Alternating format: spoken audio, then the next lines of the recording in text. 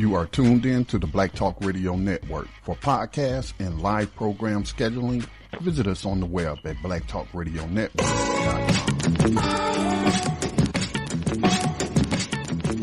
The views and opinions expressed by callers, guests, and hosts do not necessarily reflect those of the Black Talk Radio Network and Black Talk Media Project. Black Talk Radio is new black media for the new millennium.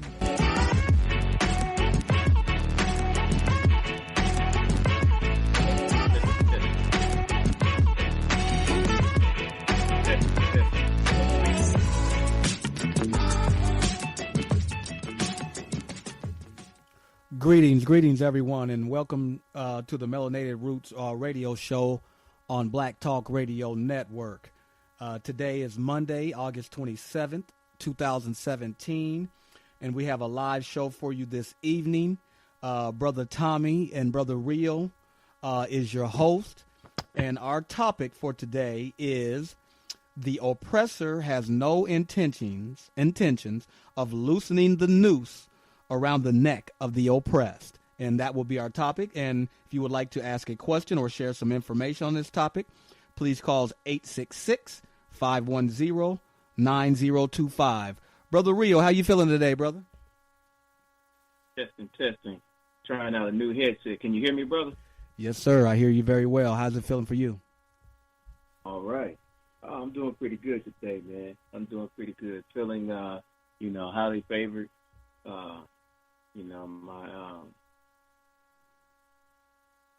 And listening to Brother Dave about what they're going through down in Houston or down in Texas, and I think he hit on some really good points about us being able to come to our own rescue, getting together, being able to rally our own resources such as boats, and going out and patrolling and helping out ourselves instead of just waiting on the government or whoever else out there just wants to. Excuse me, brother.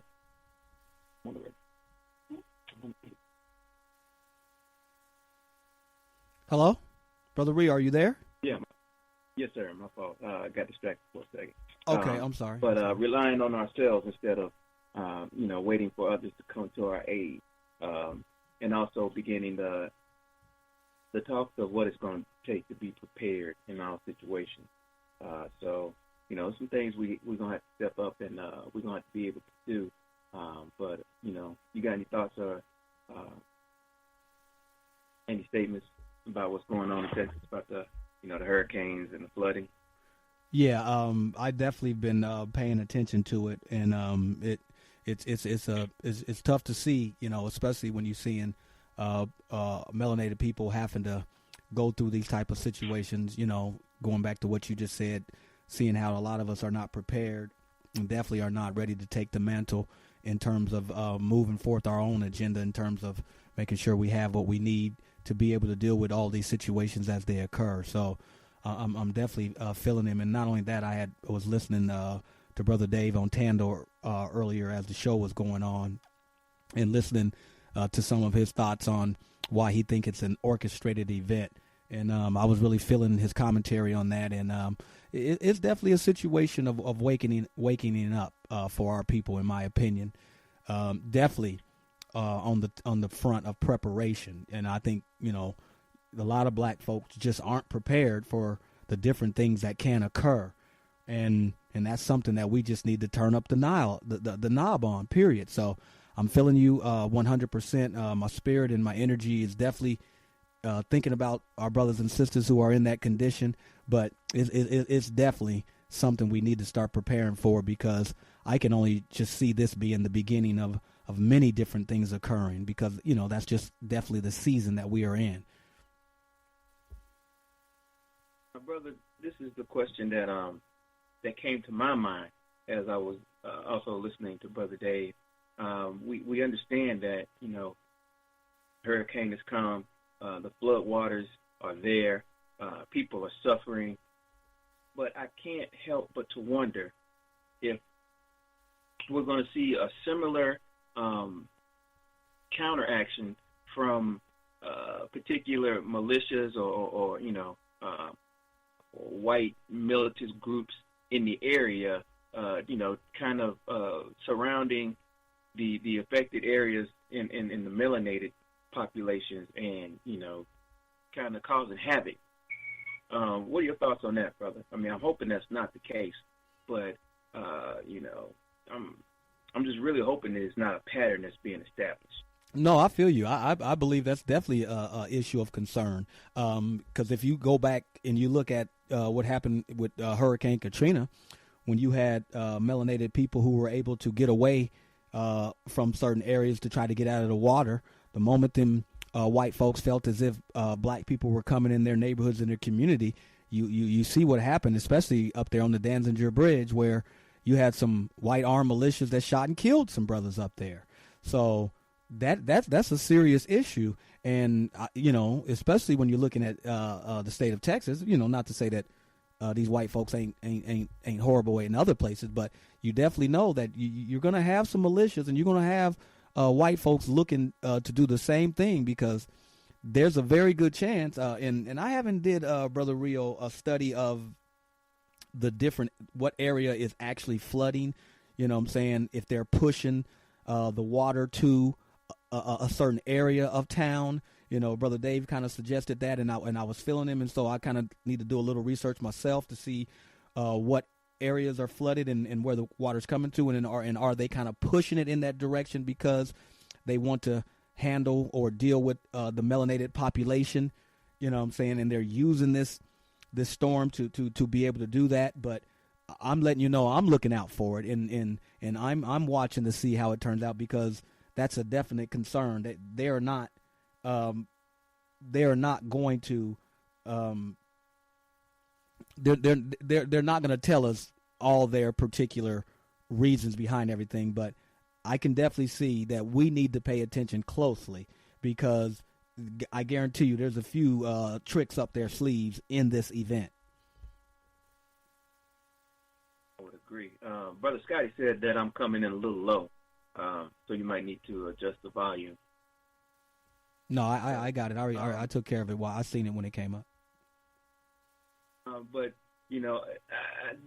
it still might be a little early, but it doesn't appear that this is going to be declared a national disaster. So I don't think they're going to pull in the National Guard like they had to do in New Orleans. And I'm not sure, that led to a lot of the, militia also being out there running around. But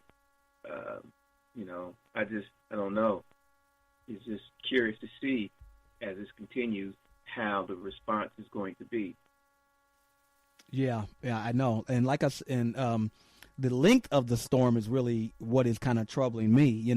We already know that these Europeans got weapons and different things that they utilize to control the weather and to move storm fronts and to push them here and push them there.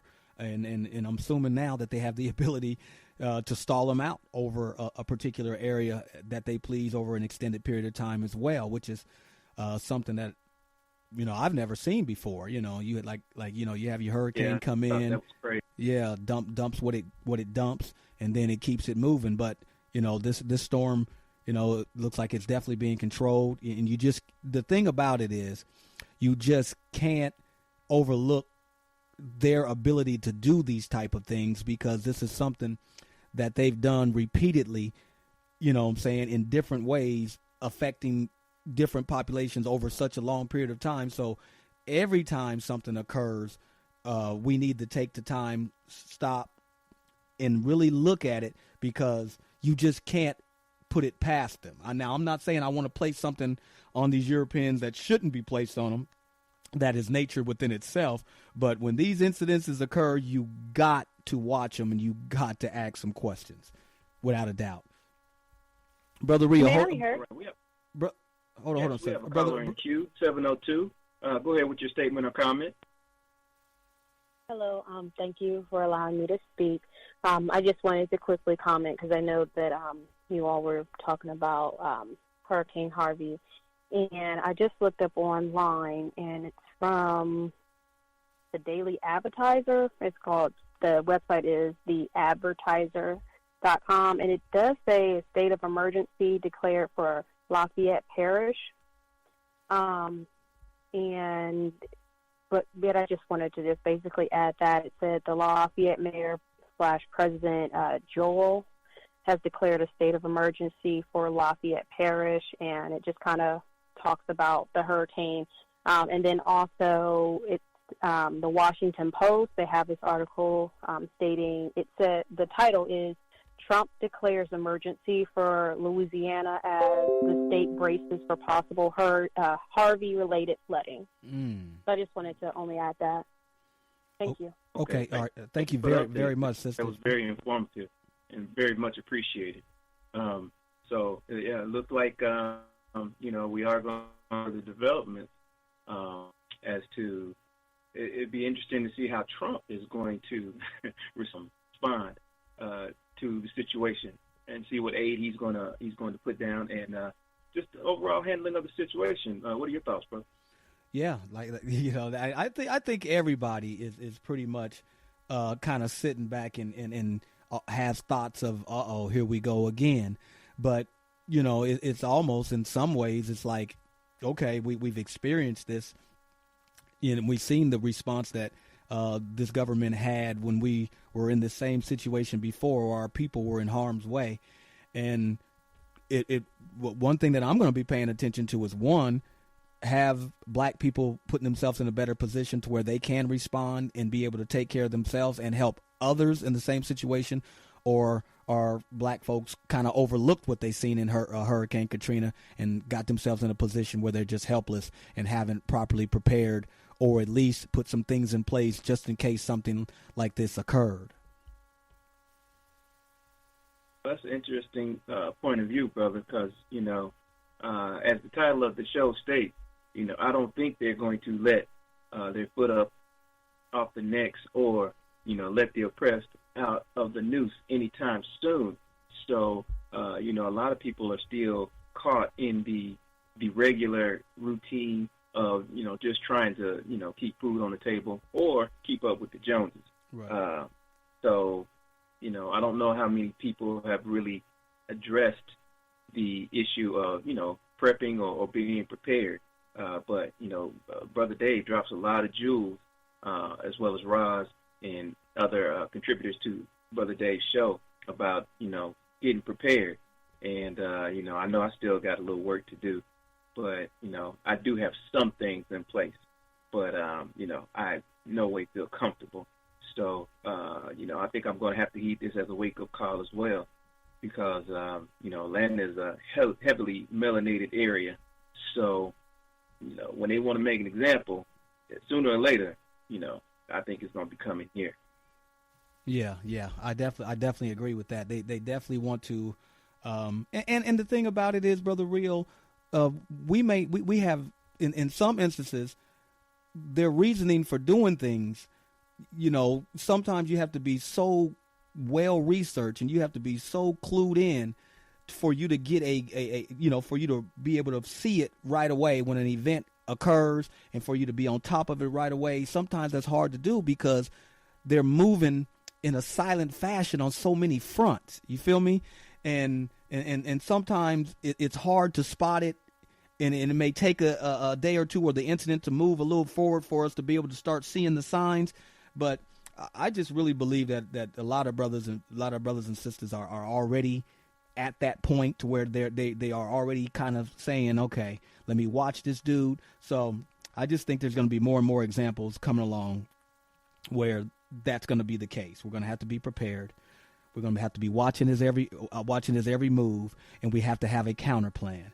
And the only way that we can do that is to understand, based upon the topic that we're going to kick in today, is the silent weapons, that in the hidden agendas that they have moving forward without, unbeknownst to the major population.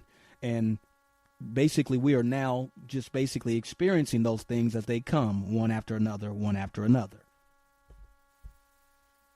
I agree with you, brother. And I think that in order to get a better understanding of the things that are coming into play, that we're going to be talking on in the later part of the show, we need to kind of go over the history or the psychology of, the people who are doing the oppressing. And it's my opinion that they haven't changed, not one bit. The psychosis that they've had since the beginning. Mm-hmm. And since they made themselves known and aware, by when they first came on the planet, it's just been one headache after another. It's been nothing but an environment of war. And, what true gains can a civilization, if you want to call it a civilized civilization, what true gains can a civilization really strive for and achieve in times of war? When you always got to look over your shoulder, when you're always plotting, planning, so, either you're being deceptive or you're deceiving people, and the people being deceived, they obviously don't have time to build. So, I just question how far a civilization can really rise in, times of strife and war, and that is the environment that has just been set up. What do you think about that? I feel with you. I don't feel it can rise at all. But Brother Rio, we got a caller on the board, area code 616. Go ahead and state your name and go ahead with your comments, sir.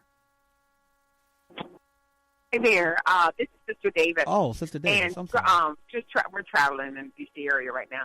But I just wanted to add to that, talking as far as prepping, most of the people, they prep more for the Super Bowl than they prep for a disaster. Yes, ma'am. And if you think about everything you need for the Super Bowl, you're looking at what to drink, what to eat, what to wear, where to go.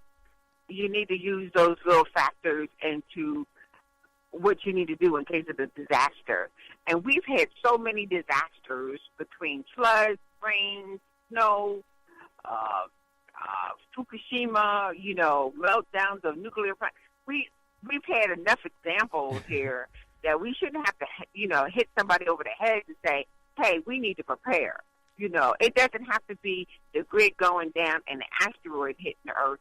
It could just be snow. We can somebody can get 6 feet of snow and they can't get to the store. Mm-hmm. And we need to, as melanated people, really need to get ourselves together. Because I know when I was 12 years old, we were in a major hurricane at a place that never gets a hurricane. And, it's like first time in creation that it happened to have a hurricane in this area. And we ended up with almost 10 feet of rain and our first floor. We had just moved in this house a month prior, just got out of the box done. So that changed our life forever. And as a 12-year-old, I learned from that. My husband was also, young teen, a teen a little older than me, a teen at that time, and we both learned. It doesn't take 4 or 5 disasters if you're in them or around them or you have loved ones that are in them or around them to know that we need to get our stuff together. Start, instead of buying bigger TVs and all of that, we need to buy water filtration and, instead of buying bigger cars and all of that, we need to get something that you can transport your family in case there is a disaster. They ain't got to be brand new, but it has to be practical. And that's the kind of stuff that we really need to do. We know the medical industry is just sleeping with the government as far as keeping us sick. So I'm not saying that everybody got to get on a holistic bandwagon and be vegans, but I'm saying you need to, if you have high blood pressure, if there's an alternative in case you can't get the medicine, everybody needs to have a plan B in all these situations. And it doesn't have to be done overnight, and it doesn't have to take millions of dollars. But during the summertime, it's a great time to go to yard sales, flea markets, get, a first aid kit, get a manual on how you can create fires without matches, and, just be practical. And the same thing with the children. Take them out on the camping, like we did with our grandchildren. We took them a couple of years ago on a camping trip, and they just thought it was playtime. But we were doing it as a learning environment. And when you go camping, you see exactly what you don't have.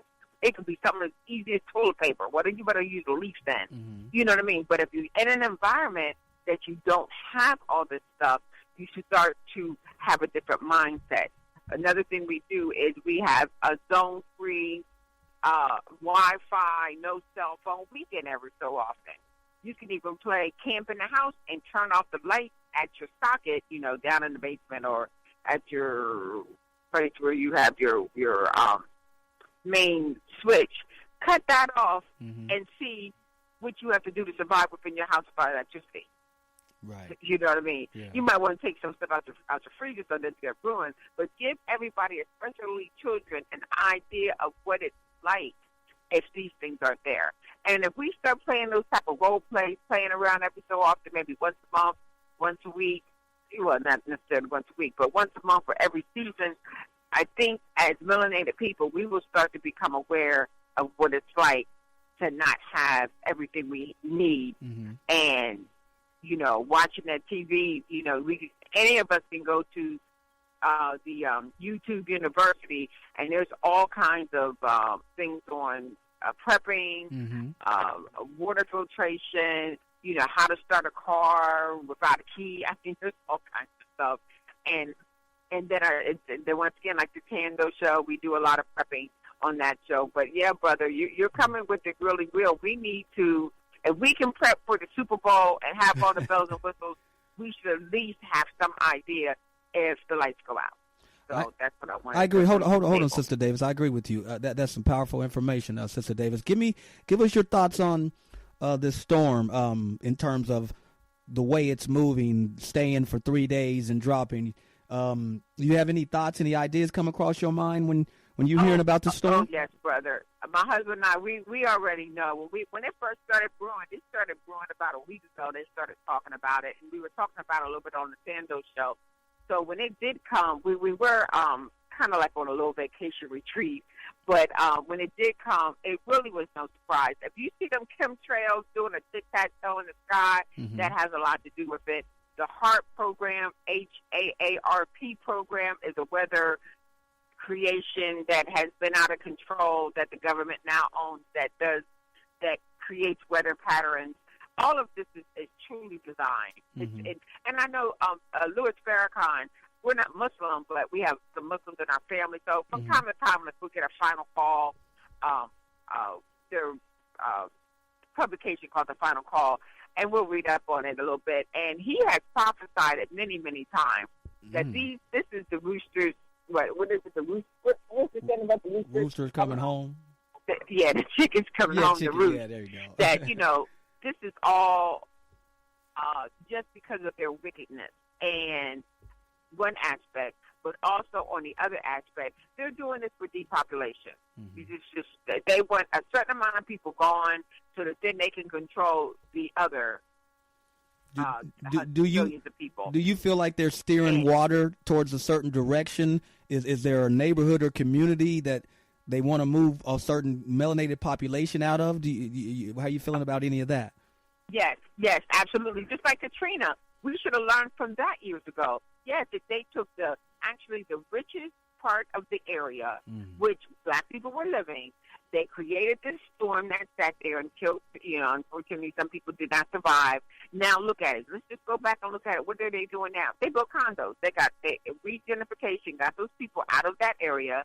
Then they rebuilt the area, and now the people who live there can't afford to live with the people who were from there can't afford to live there any longer. And that's what they're doing. They're doing it in Detroit with the water. Yeah. That little water fiasco with the water that looked like dirt coming out the spigot, that was all designed. Oh, somebody said they switched it and the water came from this source and not that.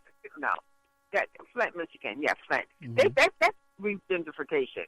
They have their ways and means, and we need to wake up and smell the roses and see what's going on. Now, everybody is starting to wake up. I know one thing that we don't do any longer, all that NFL, I know with the guy who did the knee and all that, but, for the last couple of years, instead of us making that direction on the weekends and buying all years and shirts and stuff, we start doing prepping. For that money that we bought T-shirts with, we put it into our prepping. Right. Those hours that we used to spend, doing Sunday afternoon all day looking at games and this and that, We now do what is it called? YouTube University, or we pick up a book that has something to do with prepping or just the mindset. Because just because you have bottles and cans and food and containers, there's a mindset that goes with that.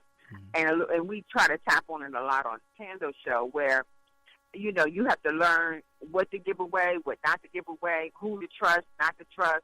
There could be some family that you can't let in because they'll go crazy and kill you for your stuff. And it could be straight up blood family. So there's a mindset that goes along with this. And as a people, we really need to grab hold. A good source that we listened to years ago, brothers, that really opened up my mind, opened up my eyes, and I listen to it every so often. It's called the King Alfred's Plan. And it's by Ray Higgins, and it's on the YouTube. And that talks strictly about depopulation. And this was done by Dr. Ray Higgins, who's a pastor back in the early 80s. And he's not prophesying, but he's telling you what's coming down the pike. He talks about the FEMA camps, the regentrification of the communities, the executive orders of, you know, martial law that's coming, that's right around the corner. You know, my husband and I, we're working. As a matter of fact, when I said we were at a retreat, we were at our farm that we have a family farm. It's a small area that we are outside the city that we're trying to cultivate. Because one of the things we have to do as melanated people, if there is martial law, well, I ain't going to say if, because it's just when, you have to be out the cities. You have to be out the cities and know where to go prior to the situation happening. And because the cities are going to be on the lockdown.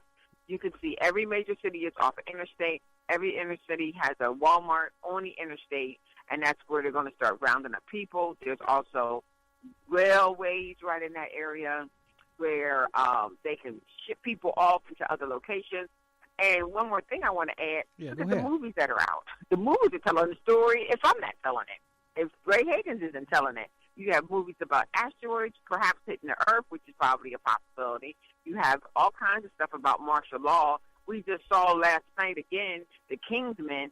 That's talking about how they're using frequencies to control people.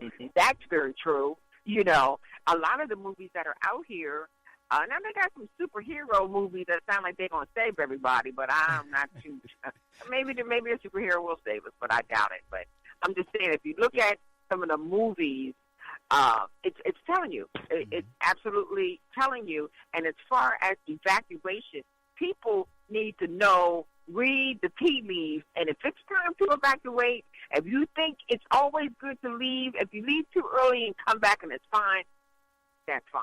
If you leave too late, you could die.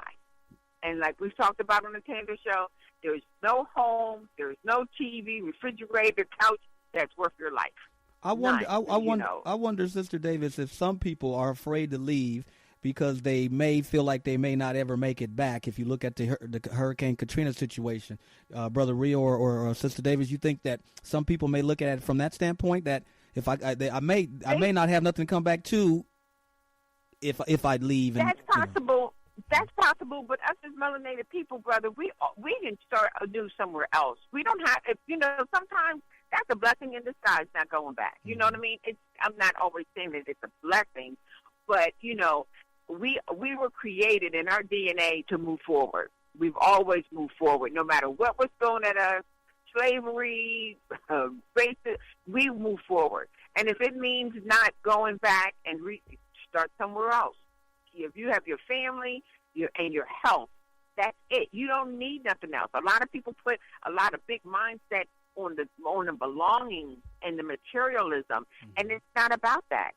It's about your spiritualism, which your religion, I would say spiritualism, and your physical, mental abilities, and your children and your family. That's it.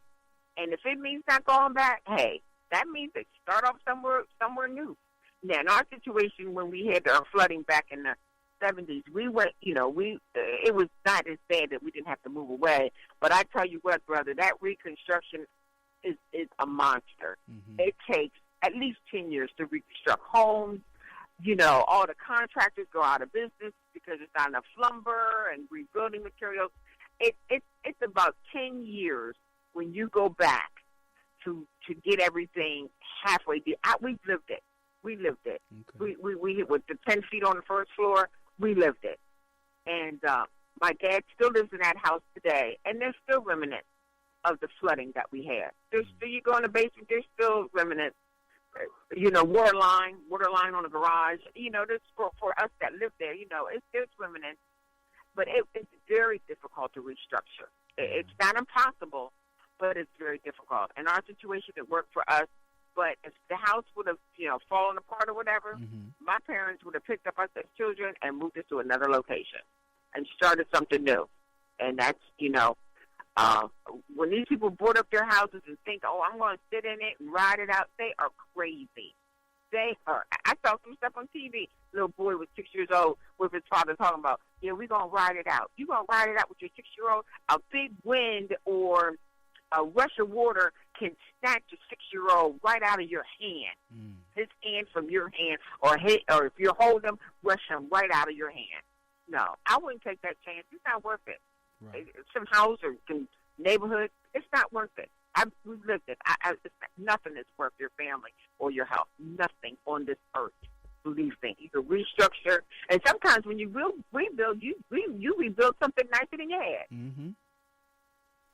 So that that's how. But all of this is all orchestrated with the weather. They orchestrated the snowstorm.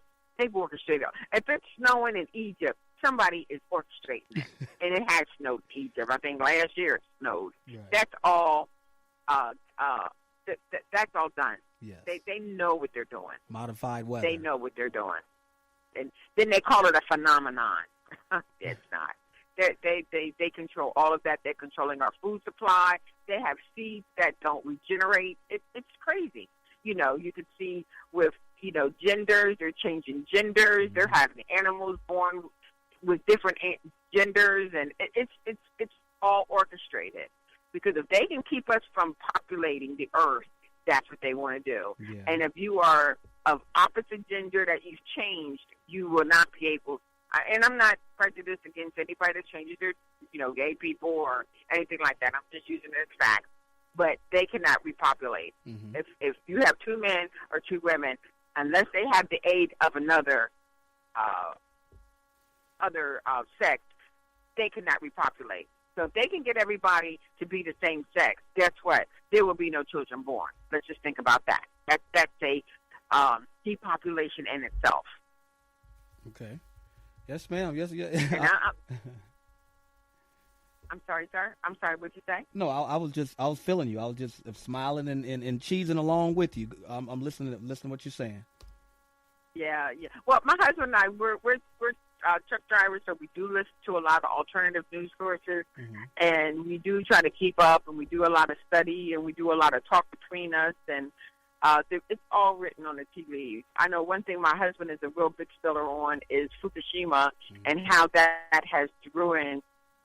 People think that water is still not spewing out 100,000 gallons a day. Every day, all day, and it's been since that thing started, and it has completely deadened the Pacific Ocean with radiation that is now mutating fish. I've seen some fish on YouTube that had 2 mouths and 6 eyes and mold and grotesque tails and just all kinds of stuff. And I know for us, we don't eat out the Pacific at all. I don't even want to. My husband's vegetarian, and I pretty much vegetarian. I don't very seldom eat meat. But I tell you what, I'm even looking at the different seaweed and different types of vegetation that vegetarians usually eat that come out of the Pacific because it's full of radiation. That radiation ain't going nowhere. That radiation is going all the way around the planet. And it's just going to, that's another depopulation. Yes, it is. And the people of Japan are even forbidden to talk about it. If people in Japan talk about how bad it is, they instantly put them in jail. And everybody who was at the Fukushima accident, all the scientists, all the workers, everybody is dead. They've been dead and buried. they're gone. Everybody that lived around there, all of the everybody who had anything to do with Fukushima at that time of the earthquake are all now dead, and just from the radiation. And every day going forward, it has put about 100,000 gallons of totally 100% radiated water into the Pacific. And they don't even talk about it on CNN or any of those shows anymore. They don't even talk about it. And like I said, that's depopulation right there. Now on the Pacific coast, and I know they were saying that some of the cow milk is highly radiated because of the grass that's growing. And personally, my husband and I, we try not to even eat California fruits and vegetables. If I see it on especially like strawberries or blueberries or something, it says Mexico or Southern California, I don't even eat it. I put it right back on the shelf. I don't eat it because I know it's got to have radiation in it. It's got to a high level. So Davis, you are absolutely correct, and you have said a lot in a little bit. I definitely feel you, but I wanted to comment on the aspect of the weather and being prepared again, because again in Atlanta, with when it snows or you get a threat of snow, schools shut down. People, they run on the grocery stores and they clean it out, and you can never tell when the snow is actually going to hit. And if it doesn't hit, then people feel wasted time and they wasted their money on purchasing these things. But like a few years ago when it did hit and people were stuck in their houses over the weekend for 2 or 3 days, it sounded like people were going to lose their mind. They just weren't very well prepared. So we definitely have to remain diligent and not be numb to the routine that they try to get us used to, and just thinking that the next one is just going to be a regular occurrence, because you never know when the one is going to hit that's going to have you separated and relying on your own intuition and skill. So you're absolutely right. But the mentality of the people who are propagating these situations is, pretty much the topic of today's show. And Brother Tommy, yes, sir. You ready to go ahead and kind of lay it on down and get into it? Yeah. I just want to make a few statements in response to Sister Davis. She had brought up so many good positive things, especially when and that's relevant to the conversation we're having today about the storm in Houston. When we're talking about HAAR, she mentioned HAAR. I know if she had more time, she'd have went into it. But that program that they have to be able to direct storms, move storm fronts in different directions, I think we're definitely seeing that in play right now as we speak. So I didn't want to go too much further into that, but Sister Davis threw that jewel out there, and I just wanted to kind of let everybody know that, what she's talking about in terms of HAARP in that program, to be able to move it to the left and to the right. Definitely dropped a lot of jewels. But, it all pretty much boils back to the same principle, which are the people that we're dealing with. And I just want to touch on one other thing, brother, because I know you don't watch a lot of media because, you try to guard against what's coming into your spirit. But what she was saying about the television shows and the movies that are coming out, mm-hmm. There's a principle that states that they have to give some type of warning, some type of notice before they actually implement some of their plans or some things that are going to occur. Now, some of that is just for, the people who are in the know, so they know how to prepare themselves and conduct themselves accordingly, but also for the general population, even if they're not going to understand, just to be able to say, hey, we told you it was coming, we tried to notify you, any actions that you took or didn't take to be prepared, that's on you. So again, they try to, flip the script and make the people who are unaware or can't read the signs, they try to make them, responsible because they should have been able to see it. Do you agree? Do you think there's any level of responsibility on people who are not seeing it if they're putting it in their face? Is there any level of responsibility on those who are not able to read the signs? Brother Tommy, you're going to put me out there like that. I'm just asking. We got a caller from the 702 area, Las Vegas. Caller, go ahead with your statement. 702. You got your hand up? Did you want to say anything, or you just listening to the show? I'm just listening to the show. I'm sorry. Oh, no problem, sir. We'll mute you. If you have any questions or any statements, just go ahead and unmute yourself and let us know. Go ahead and speak. Yeah, if you want to make a statement anytime, just raise your hand and we'll go ahead and recognize you. Brother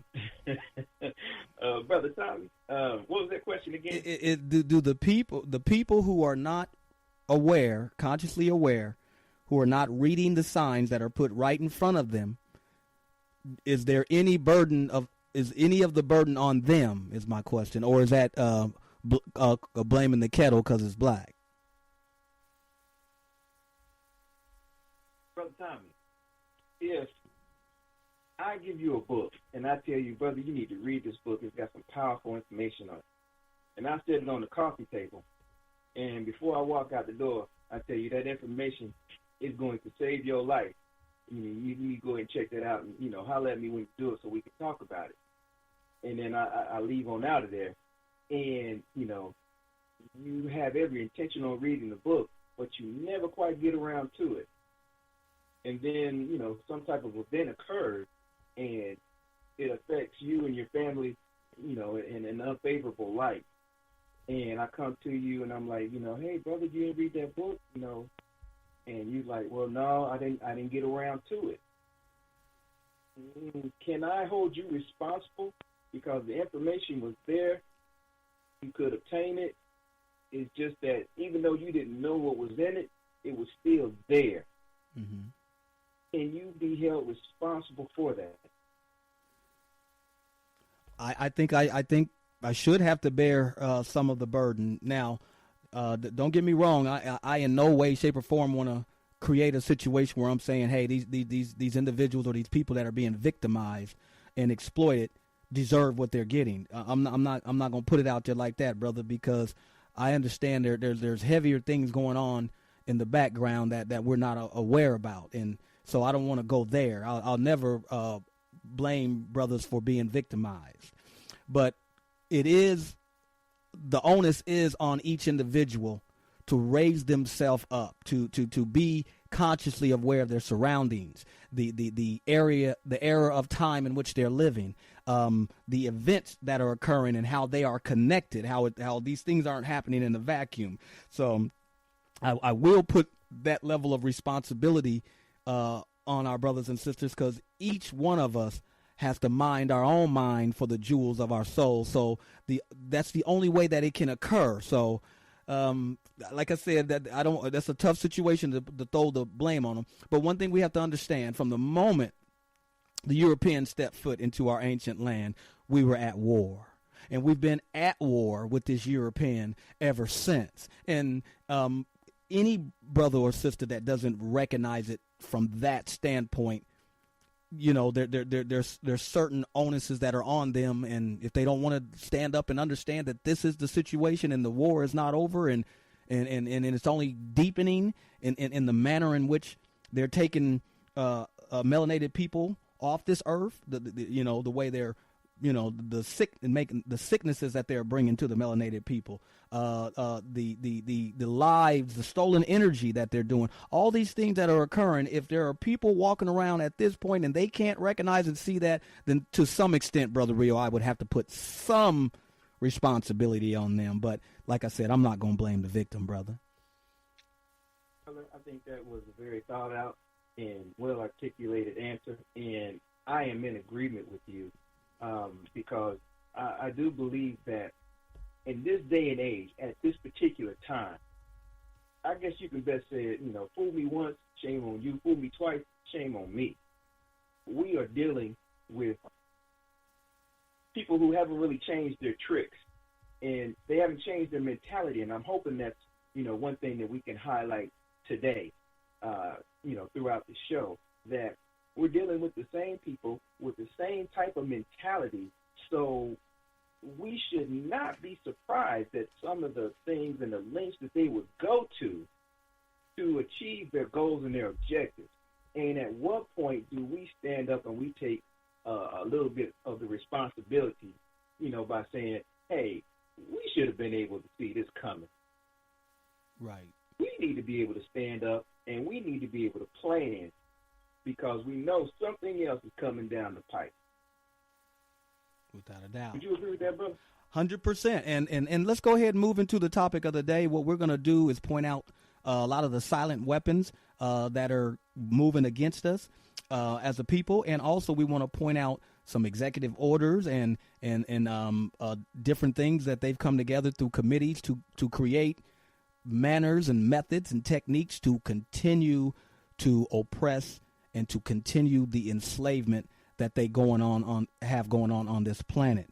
We know that a lot of ethnicities and other races, well, I don't say races, other ethnicities are being affected, but in my opinion, the melanated people, the indigenous people, is the true target, and they're coming at us, and they're coming at us heavy from every different angle. And Brother Real, just go ahead and kick the show off with what you got, and we're gonna flow from there, and let's kind of connect the dots. And we got a lot of people on the board who might be able to help us connect the dots as well. But let's start pointing out and showing how these cats got silent methods and techniques that they're using to make sure slavery continues forever.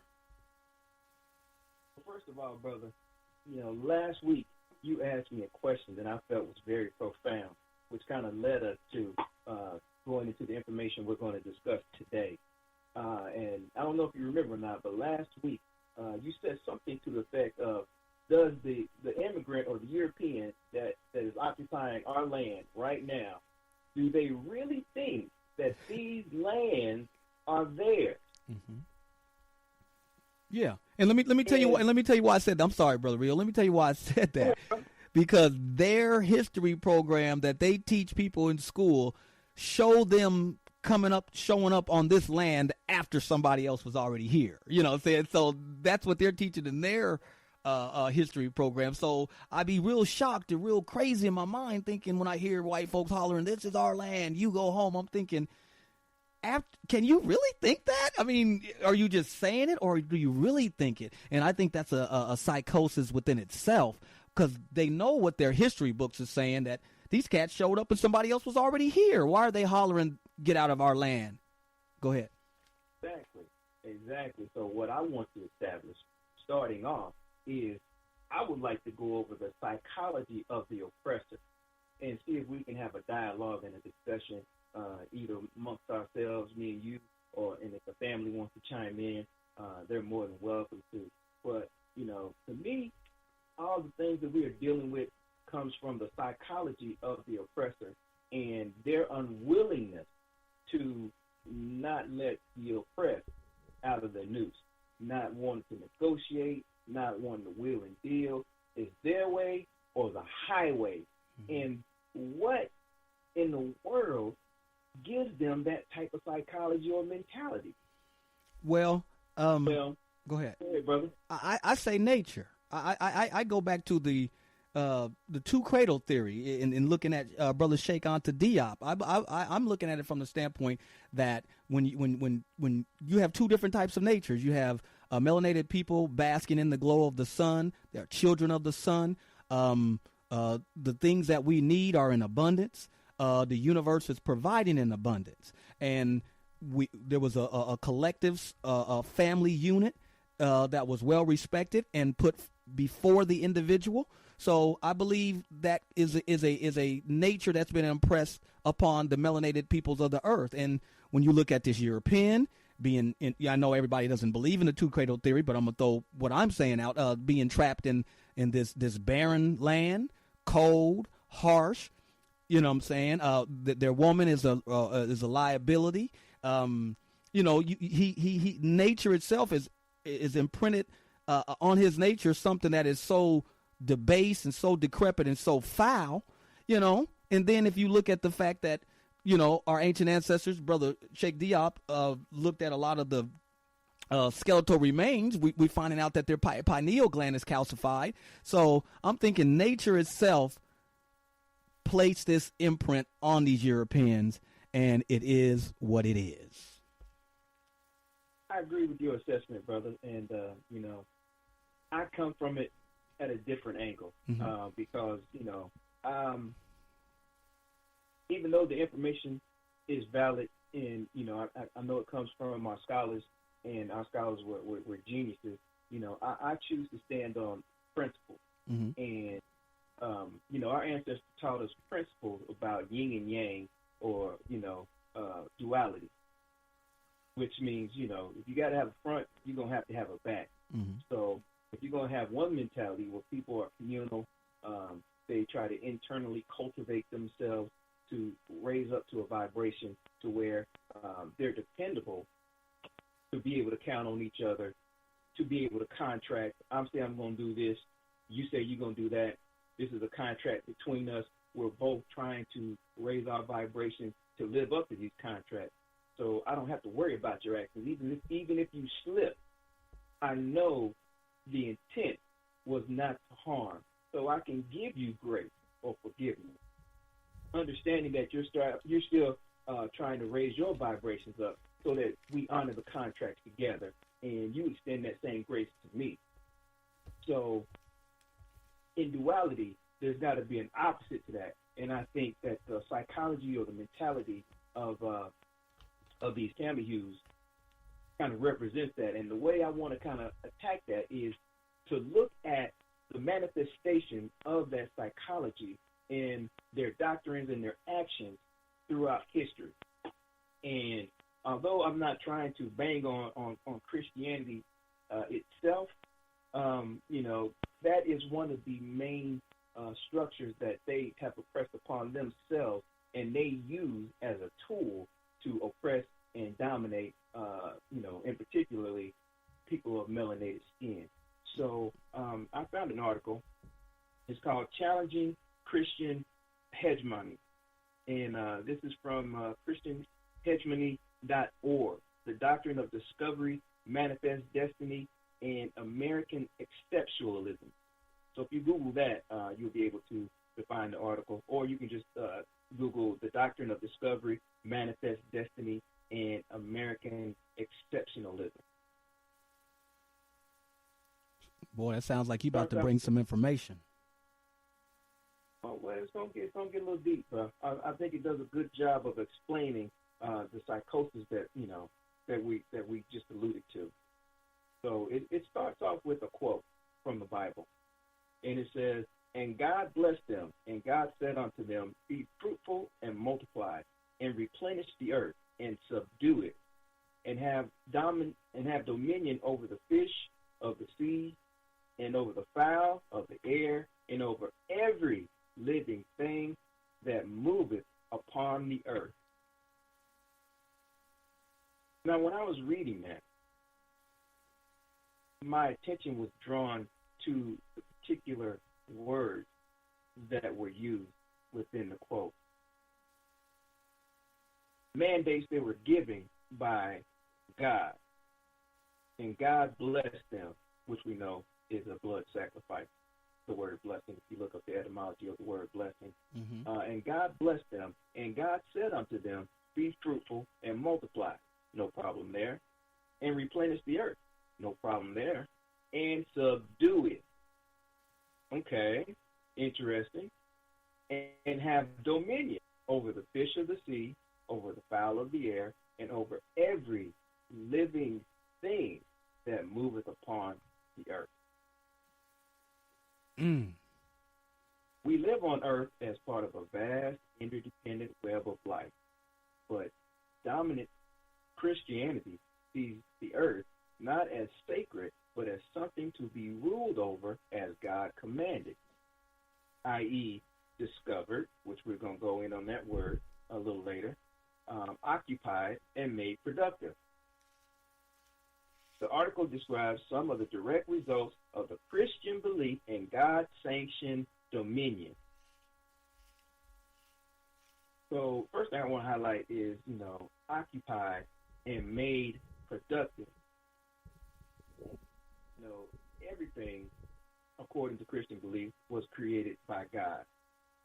And, nature, in my opinion, is always productive because nature's going to do what it does, regardless of whether human beings are here or not. Straight up. So, about it being made productive and the need for it to be subdued, I don't know. That may be subjective on my part, but to me, that speaks to, an agenda or a particular kind of mindset that is being expressed. And we're seeing the seeds of that. Yeah. Or, if you will, the justification of it, because this is where we'll go into it in just a second, though. But it continues, and it says, then Jesus came to them and said, all authority in heaven and on earth has been given to me. Therefore, go and make disciples of all nations, baptizing them in the name of the Father and of the Son and of the Holy Spirit, and teaching them to obey everything I have commanded you. And surely I am with you always to the very end of the age. Brother Real, sounds like somebody gonna want to claim that they're the Viceroy of Christ. That's what that sounds like. You're stealing my thunder, brother. You're stealing my thunder. All right, go ahead. But this section of Scripture is known as the Great Commission, as the last recorded personal directive of Jesus to his disciples. It holds great significance to all his followers. It is the theological foundation for Christian evangelism, crusade, and the doctrine of discovery.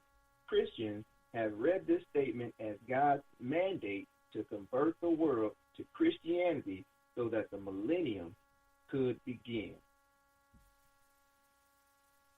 Many Native Americans, when speaking about Western civilization, Christianity, and colonization, will immediately name the doctrine of discovery as the root of the colonization, dispossession, and genocide they have experienced from the Western colonial powers throughout the Americas. The roots of the doctrine of discovery lie in two biblical quotes above, but it took a long time to coalesce into official Western Christian policy. So,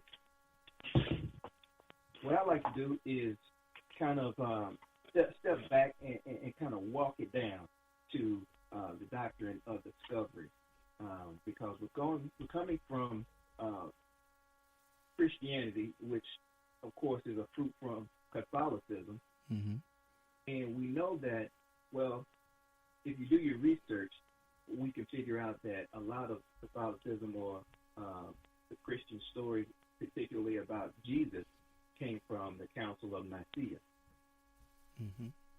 So, they went to organizing and kind of figuring out how they wanted this religion and what they wanted this religion to be able to do. So as the Pope comes into power, he's claiming from these doctrines and also from, the Epistle Paul, that he is the vicar of Christ. Vicar meaning being able to rule in one's stead. So while the king is gone, I'm in control. And Jesus, being the Son of God, has dominion over all of the earth. So the vicar of Christ is again going to try to, make sure that he is taking care of all the assets that were left under him. So he is the self-proclaimed vicar of Christ, and he is going to lead and rule in his stead.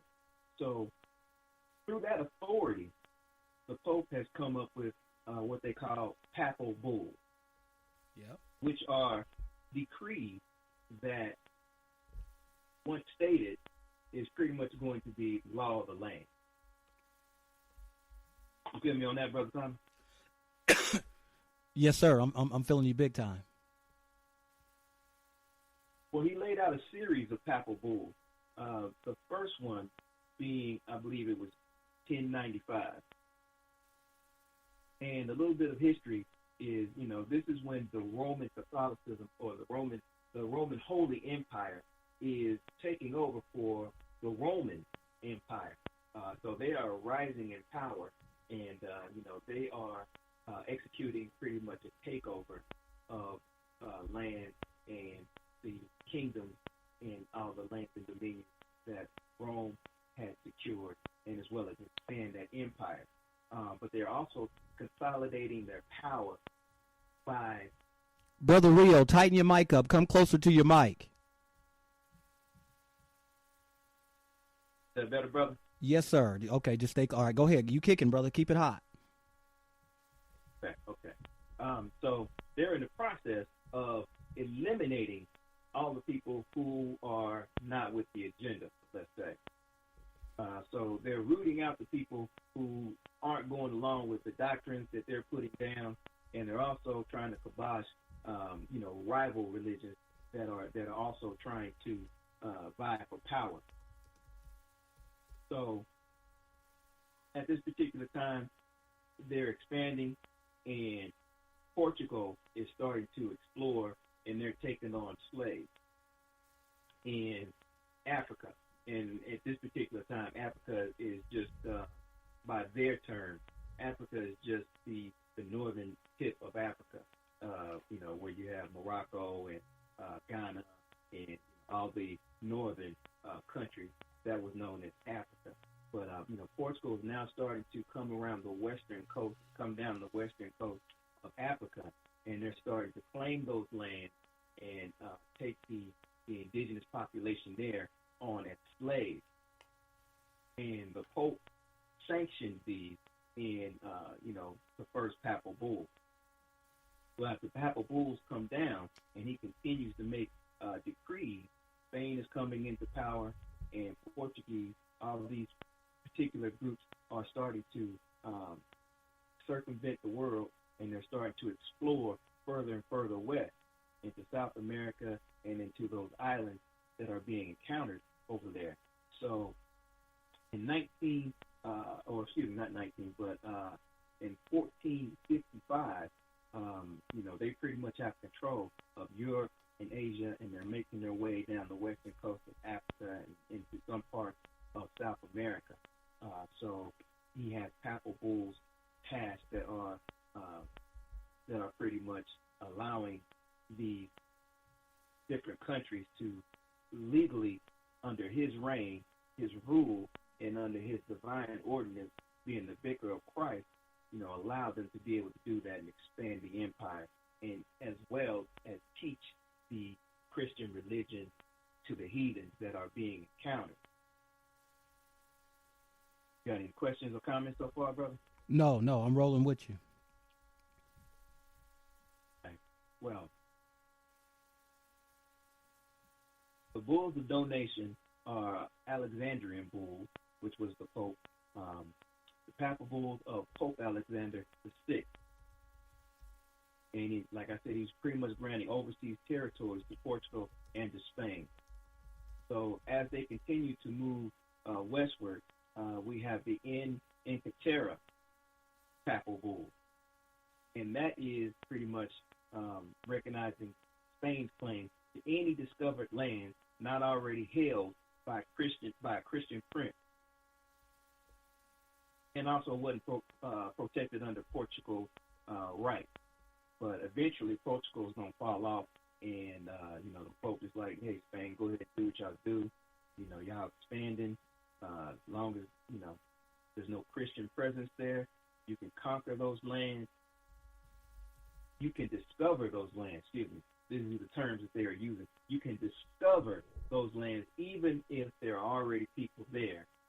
And as long as they're not Christian, they can be subdued, and you can claim this land for Jesus and Christianity and start to implement, the institution of Christianity and teach the pagans and the heathens, some civilized manners, and you can teach them about Jesus, and we'll try to raise them up.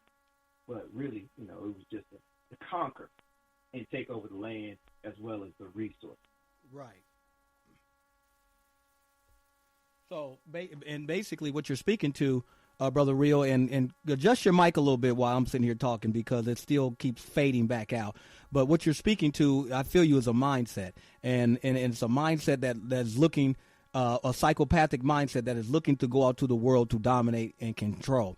Even when the Europeans came into our ancient land and usurped the throne, when we first get the concept of how they tell you how Coptic Christianity was a form of a religious form in ancient Kemet, but that was a religious form that was being created by the Europeans who had usurped the throne. So you're looking at a changing of the religion, and for one reason, there's a lot of aspects of our ancient religion and mysteries that they didn't understand. So you're looking at a perversion and a misapplication of ancient knowledge, but you're also looking at a way to take that ancient knowledge and basically change it and turn it to fit their asili, to fit what it is that they want to do. And this is where you get this concept of Coptic Christianity coming down in our ancient land and then eventually spreading itself throughout the world in the manner in which you just so elegantly spoke, brother. But yeah, I feel you. What you're doing is it's setting up a mindset and it's showing how these Europeans have this particular mindset and now are using this particular state-sponsored religion to be able to move forward with that plan and have a justification for it. Go ahead. Yes, sir. So in the 13th and 14th centuries, we pretty much see them rising in power and implementing internally their own documents, how they're going to do things, how they're going to explain things.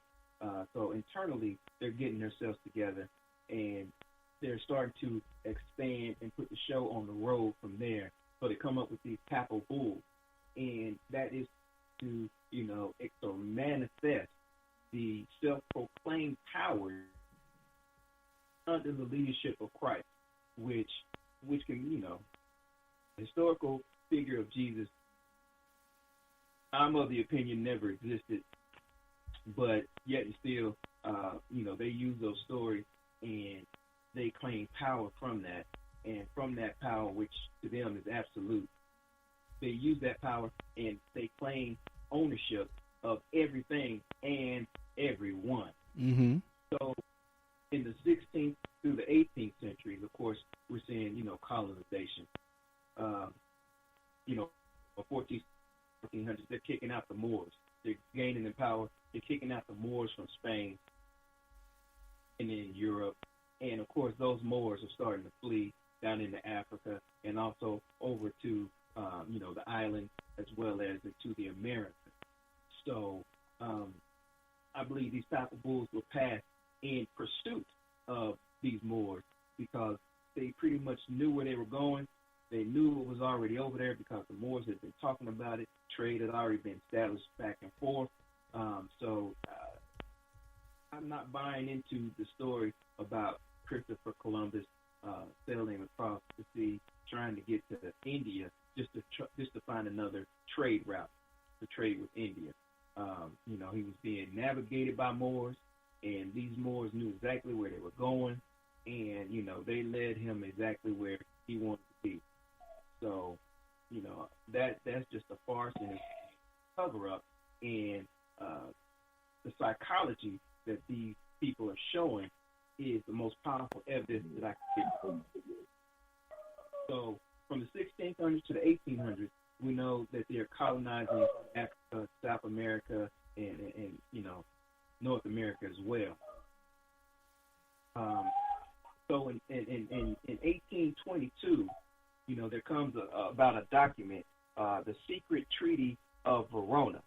Are you familiar with that document? Hello? Yes, sir. Hold on for a sec, Brother Rio. We're going to have to go to a quick break, and once we come back from the break, we have Brother Bragg, who has a question and some information he's about to bring to the table, and y'all know he always brings it hot.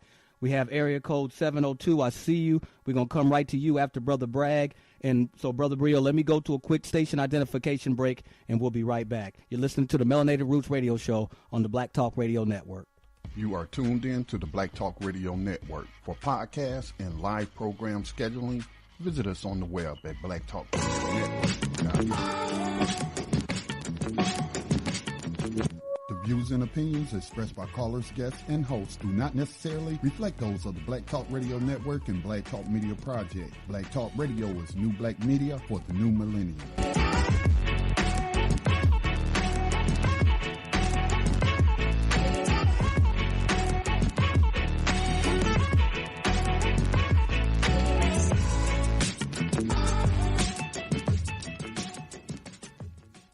Okay, everybody, welcome back to the Melanated Roots Radio Show on the Black Talk Radio Network. Brother Rio, you got anything to say before we go to Brother Bragg and then our caller at 702?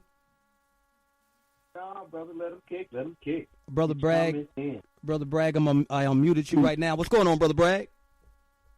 Peace, fellas. How are you today, man? No doubt. Yes, sir. Hey, listen, man, y'all killing me. Y'all talking about these cannons, man, and I've been working on this for a few days, and I'm just going to run this by you. This is just for informational purposes. But this is from your friendly Roman Catholic Church. This is called Right, Suspension, and Corruption. It's the Sesquive Trust, Canon 2036. Sesquive Trust, also known later as a Fide Commissionary Trust, and later again as a Foreign Citrus Trust, and also known as a form of secret trust, is a fictional concept being a temporary testamentary trust, first created during the reign of Henry VII of England, through the Sesquive Act of 1540 and updated by Charles II, through the Sesquive Act of 1666, wherein a estate may be effected for the benefit of one or more persons presumed lost or abandoned at sea, and therefore assumed presumed dead after 7 years. Additional presumption by which such a trust may be formed were added in later statutes to include bankruptcies, minors, incompetence, mortgages, and private companies. Now, these are the edits of the church. I don't know if most people know. I do a lot of studying. All laws come from this church. You know that, right? The Roman Catholic Church is the law on this planet. Sir. Christ. For those who don't know, in the three city-state being king, everything being corporation. Now, that's about as far as I'm going to go. That was just for information because y'all killing me. Y'all right on point on your topics. Y'all sitting here reading these canons. I've been studying different canons all day, man. So y'all blow me away when the stuff y'all coming up with. This is what I be on. This is the path I roll down. You say that's what you've been reading. Man, these boys on the same path, so I had to just interject because y'all right on point. I mean, y'all right in there. Y'all like a straight arrow, Jack. Y'all shaking that spear of knowledge. You know what I'm saying? Yes, sir. Brother Bragg, I'm familiar with that Sesquive Trust. And your microphone, Brother Rio. Your microphone. Can you hear me now? Come a little closer. Go ahead. Okay. Have you heard? Can you hear me? Yes, sir. Go ahead. Okay. You're right on point, Brother Bragg. And, that's an issue that's going on today that, we still going to have to deal with. But we're going to have to we're going to have to unpack that particular one in another show because, that right there, that's heavy. That's real. But that goes right in with your Treaty of Verona. Your Treaty of Verona goes right in with it. That's why I'm telling y'all boys kicking it. You just don't know. The Treaty of Verona goes right in with them cannons y'all kicking. All of that shit is relevant. Just like what else is relevant with all that stuff is the black slave code, the Christian slave code, and the Negro slave code. This is all the laws that corrupted the land. All this stuff is intertwined. Real talk. But a lot of people won't see the relationship, but y'all boys on point, man. Thanks. Yes, sir. You absolutely I'm proud to listen to y'all boys. Appreciate it, brother. What we're going to do is we're going to tie it in. We're going to tie in this same psychosis, and we're going to see how it filters in to exactly what you're saying, especially about the point of the kingships or the monarchy being overtaken by, these organizations we call it corporations, Right, the rights of king, Roman equity, law of admiralty, maritime, that's all of that. Yes, sir, because a lot of people may not be aware that, the colonies that came, they weren't really colonies, they were charters. They were the first. There were 13 penal colonies is what they were. Right. Check this out. We started from guilds. We started from guilds, plantations, corporations. That's how they started their structure. And the structure starts from economic. Go ahead, Bragg. I was just going to say the law starts from Levant law, ecclesiastical law. It's all biblical law. It's all law of the church. It's all canon, which is the most canon contracts. All of this is the same stuff, man. all this contract laws from the church. It all comes from the church, man. Right, because that's what the Creator in the Bible. I'm speaking specifically to the Scripture. That's what the Creator is making with man all throughout the Bible are contracts, but they're just using the word covenant. Yes, sir. So I feel covenant, you. Contract, compact, all the same thing. It's all the same thing, and that is Constitution. What. Yes, sir. That is what they use to get over, and the use of corporations and the use of contracts, charters to get over. That if you look at Cecil Rhodes when he went into, or if you look at all those chartered companies they used when they first started stealing land from African people after signing treaties that they didn't understand and taking mineral rights to the land. Brother Bragg, they came in with charters. Remember, charters, license, all of these give you right to do things that you normally wouldn't able to be doing. So things that are normally illegal, these charters, these grants, these licenses, they give you a right to do them. Remember, Isabella and Ferdinand started issuing these charters. Then you had King Charles and the Stuarts, and they started issuing charters. So you have two different sets of kings issuing charters on the same land. Mm-hmm. Neither one of them owned the land. So they basically stole the land by coming in and writing this I can't pronounce that word, ecclesiastical in the Bible, the word ecclesiastical law. Yeah. You know what I'm saying? Yeah. I can't pronounce that word, man. But that ecclesiastical law. Yes, sir. It's law from the Bible. It's law from the church. The law of the church is the law of the land. And most people don't really get this, man. When you talk about the secret treaty of Verona, that secret treaty of Verona sets everything up. It tells how the church paid states to keep people from having a republic form of government. That's what the secret treaty of Verona is about. It's some serious shit, man. Y'all be kicking it, man. Come on, Rio. Wasn't you about to transition, Brother Rio, into the secret treaty of Verona? Give us what you got. Well, I'm gonna go into I'm gonna go ahead and go into the manifest destiny, and then I'm gonna come back into the secret treaty of Verona. But was there another caller? I'm sorry. Let me unmute. You're right, boy. We kick it. I'm just caller area code 702. I'm sorry, sister. I did not mean to be that way. Please give us what you got. No problem. This is a brother. Oh, I'm sorry, brother. Dr. Hector. Okay. Hello? Yes, sir. Greetings, brother. Greetings. Yeah, greetings. This is Dr. Hector at the 702-417-23, the number. Yes, sir. Look, very heavy topics on that Christianity stuff, but I would like to turn on to two great elders that would explain this so-called Christianity and all these so-called Constantine, I'm just saying his name, making up these laws for us, there was no letter J ever in the hieroglyphics or our ancient alphabets. So his name wasn't Jesus. And I'm not going to get on his name because I'm going to throw out two elder books that hopefully people that are listening will purchase these books and find out the true name of this man you call Jesus and the man you call God, because in ancient time it was G-U-D pronunciation, So I just want to, if I may. Yes, sir. The Go ahead. title of the first book is The Bible is the Black Man's Real History, and it's by Mawui, Mawui. That's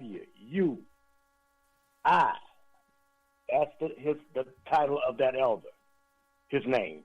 The second one is The Genesis of the Bible by Shaka Dulu, D-O-L-O. These brothers, on what you deep brothers are discussing right now, are deep in this topic of what you're talking about, and from what I've gathered, you get more knowledge out of these two books, these two great elders, on what you're talking about. Yes, because there was no man ever called Jesus. Yes, and Constantine converted to this so-called Christianity to what you call dictatorship to people. And I just want to say that, please, I hope those titles and the name of these great authors was heard. And I want to thank you for your time. Absolutely, brother. We thank you very much for calling in. We're on every Mondays from 8 to 10. So definitely listen in. It sounds like you have some very positive information and positive energy to give. And at any time you feel like you want to drop, make sure you put in that call. Thank you. Absolutely. Okay, Brother Real, go ahead and slide with what you were sliding. Go ahead and walk it out. All right. Just to recap a little bit, I believe this quote in these next statements are going to recap and kind of further discussion. Free and ample faculty to invade, search out, capture, vanquish, and subdue all Saracens or Muslims, which is another name that they termed the Moors, and pagans whatsoever, and other enemies of Christ, whosoever place, and the kingdoms, dukedoms, principalities, dominions, possessions, and all movable and immovable goods whatsoever held and possessed by them, and to reduce their persons, let me read that again, and to reduce their persons to perpetual slavery, and to apply and appropriate to himself and his successors the kingdoms, dukedoms, counties, principalities, dominions, possessions, and goods, and to convert them to his and their use and profit. That's the Romanist Pontificate 1455. The U.S. legal doctrine is based on the doctrine of discovery, which is another name for the papal bull. Mm-hmm. For example, in 1835 Tennessee Supreme Court case, Tennessee versus Foreman, the court ruled the principle declared in the 15th century as the law of Christendom that discovery gave title to assume sovereignty over and to govern the unconverted natives of Africa, Asia, and the North and South America, has been recognized as part of a national law for nearly 4 centuries. Doctrine of discovery remains a major tenet of our legal system, referred to by Supreme Court justices, citing John Marshall's, who we know was a brother, John Marshall's Supreme Court Johnson versus McIntosh decision in 1832. Now, this was a major court case that didn't even involve Indians. They were not a party in this case, but it determined how the U.S. would treat them from then all the way up into what we're dealing with now. So it goes on to say, according to Chief Justice Marshall, the United States, upon winning its independence in 1776, became a successor nation to the right of discovery and acquired the power of dominion from Great Britain.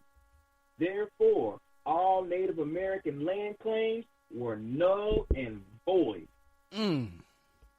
As recently as 2005, Supreme Court Justice Ralph Bader Ginsburg cited the doctrine of discovery and rejecting land claims by the Oneidas, one of the 6 nations of the, I can't pronounce this word, Haudenosaunee. Robert Miller, Native American professor of law, has written, the deed to almost all real estate in the United States originates from an Indian title that was acquired by the United States via discovery principle. Native people in the Americas are still fighting to resist Western colonialism and reclaim their land and their sovereignty. The doctrine of discovery still stands in their way, and that is today, whether you want to call it eminent domain or what have you. Right, and they are still running with this doctrine of discovery, but they may change up the name, but it all remains the same. Yes, sir. So they came in, they stole the land, and they made and passed laws that had nothing to do with our people because they weren't even a party to it. Right. So, and Brother Real, let me kick in on that. And you are seeing examples of that. Modern day examples of that is right here in this country. You know, we're indigenous to this land. Brother Bragg is screaming that from the highest mountain. You are seeing it in South Africa, where they put forth their apartheid regime, but they're still controlling the seams from behind the scenes right now. Mandela pretty much signed over everything to him there. You're seeing the same situation of them claiming land rights and basically coming in as the vicar of Christ. God gave us dominion, coming in and doing whatever they choose. And if you don't have what it requires to stop them, they have no moral conscience that's going to prevent anything that they plan on doing. Right, brother. You're right, because they ain't got no moral conscience about it, because it's going back to that psychology.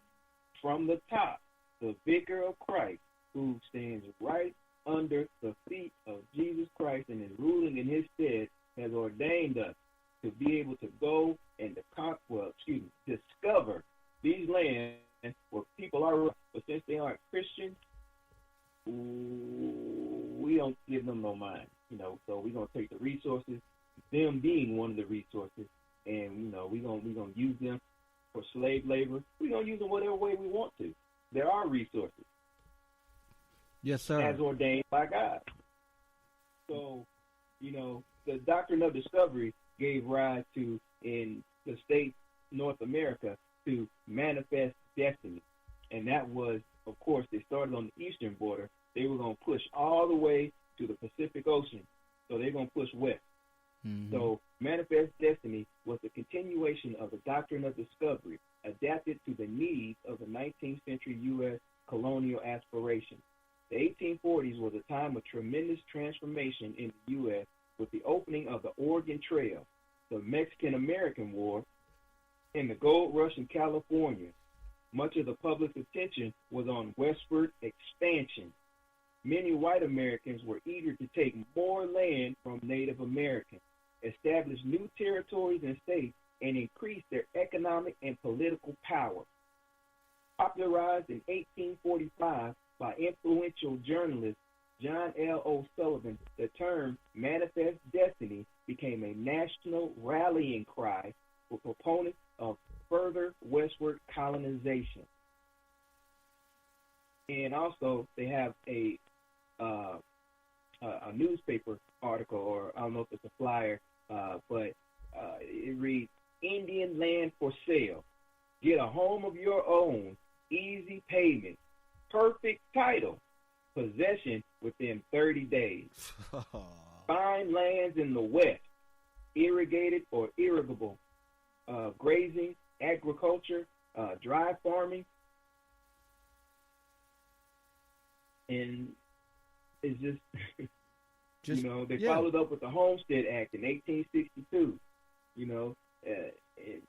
It just keeps going. It just keeps going. So they ran with that manifest destiny, running the Indians out until they was on reservation, and it was, the takeover was on. But hold on. Let me say something too. Yes, sir, brother. You definitely showed a clear path of these crackers basically telling you, I'm gonna do whatever I want. You know what I'm saying? I got this gun. I got the superior technology that takes life on this planet, and I'm gonna throw it in your face, and I'm gonna show you I do whatever I want to do. That's basically what you're saying.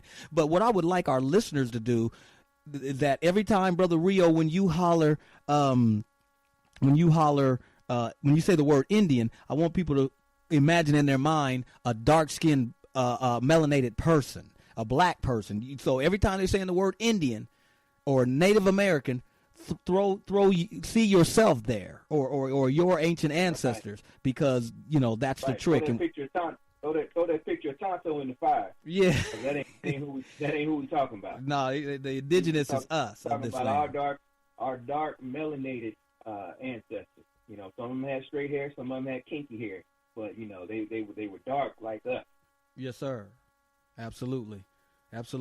And brother, what I wanted to kind of extend on what you were saying is when you take this mindset of control, of domination, wanting to show, I'm saying, I control all this. God has given me dominion over this, because what the heck would you need to have dominion over birds and animals for? You know what I'm saying? They live in their life and doing their thing, and of course our lifestyle is encroaching on them. But what the heck I need to dominate a bird for, or have dominion over it? Let it be it and me be me. But let me say what I was gonna say. Moving forward with this domination, now what I would like to do, brother, is show how in order to implement these things, as the societies are growing and populations are growing, they have to put certain methodologies and certain techniques on the table in order to continue this control and domination. And that's where we're getting into the concept of mind control, the concept of influencing people, the concept of steering things in certain directions unbeknownst to the people who are being steered. So, like when you were around the year 1954 is when they started doing research on different, of course they was doing it way before that, but, a particular type of operation research went into play where they were doing research on social engineering, how to influence society. And I got a couple things that I want to put out there, Brother Rio, in terms of information I want to read, and that speaks to that. You got anything before I go ahead and drop? Yeah. Let me slide back a little bit, and we're gonna come forward to that, okay. Because I'm going exactly where you're talking about, and that's why I wanted to cover the Secret Treaty of Verona after I went over Manifest Destiny. But I wanted to hit Manifest Destiny because that is a direct mentality leak from the doctrine of discovery and why these people think they have the authority to be able to. Because you got to remember, 1800s. This is the same time, the Dred Scott cases were coming up, and people were trying to fight for, their rights as indigenous people, and the governments were making contracts and treaties with our people, the Indian tribes or the Native Americans, and they were just outright breaking them, But we need to understand the psychology that went behind that thinking. Why would they want to break these contracts and just, when they could have just done that from the very beginning? Mm-hmm. But, it's all games. It's all, they're trying to get leverage until they get to the proper position to strike. So at the same time that this is going on in the 1800s, over in the Americas, over here on this side of the hemisphere, back over in Europe, where they pretty much already have the Moors kicked out, and they're onto a different agenda. Right. So trying to bring in a European hegemony at that point. Say that again. Trying to bring forth European hegemony at that point, or hegemony. Right. Yep. Exactly. Because they've already done most of the dirty work. Right. They expelled the Moors. They've gone through the Inquisition. They've already pooled, a certain amount of resources.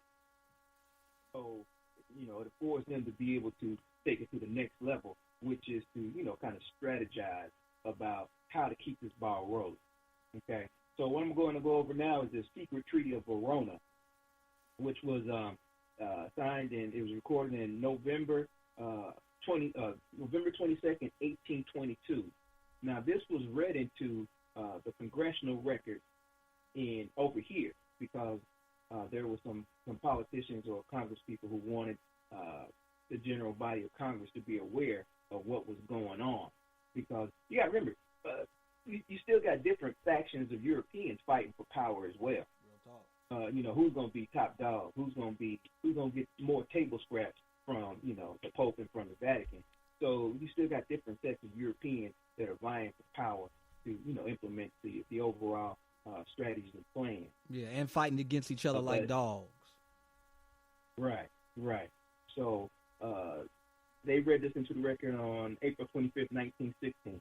I wish to put in the record the Secret Treaty of Verona of November 22nd, 1822, showing what this ancient conflict is between the rule of the few and the rule of the many. Ooh. So basically, you got the elite versus, the people. I wish to call the attention of the Senate to this treaty because it is the threat of this treaty which was the basis of the Monroe Doctrine. It throws a powerful white light upon the conflict between monarchical government and government by the people. The Holy Alliance, under the influence of Metternich, the premier of Austria in 1822, issued this remarkable secret document. Secret Treaty of Verona, the undersigned, specially authorized to make some additions to the Treaty of the Holy Alliance, after having exchanged their respective credentials, have agreed as follows. Article 1. The high contracting powers being convinced that the system of representative government is equally as incompatible with the monarchical principle as the maximum of sovereignty of the people with the high divine right, engage mutually in the most solemn manner to use all their efforts to put an end to the system of representative government in whatever country it may exist in Europe, and to prevent its being introduced in those countries where it is not yet known. That pretty much says it all. So the Secret Treaty of Verona said that they were going to put an end to governments representing the people. Is that what you just said, brother? Pretty much. A representation by the people. Right. So, you elected an official, and that official being true to your wants and your demands, they're looking to undermine that. That's period. A wrap. That's a wrap. And you can see that in modern day. Go ahead, keep breaking, brother. You coming heavy.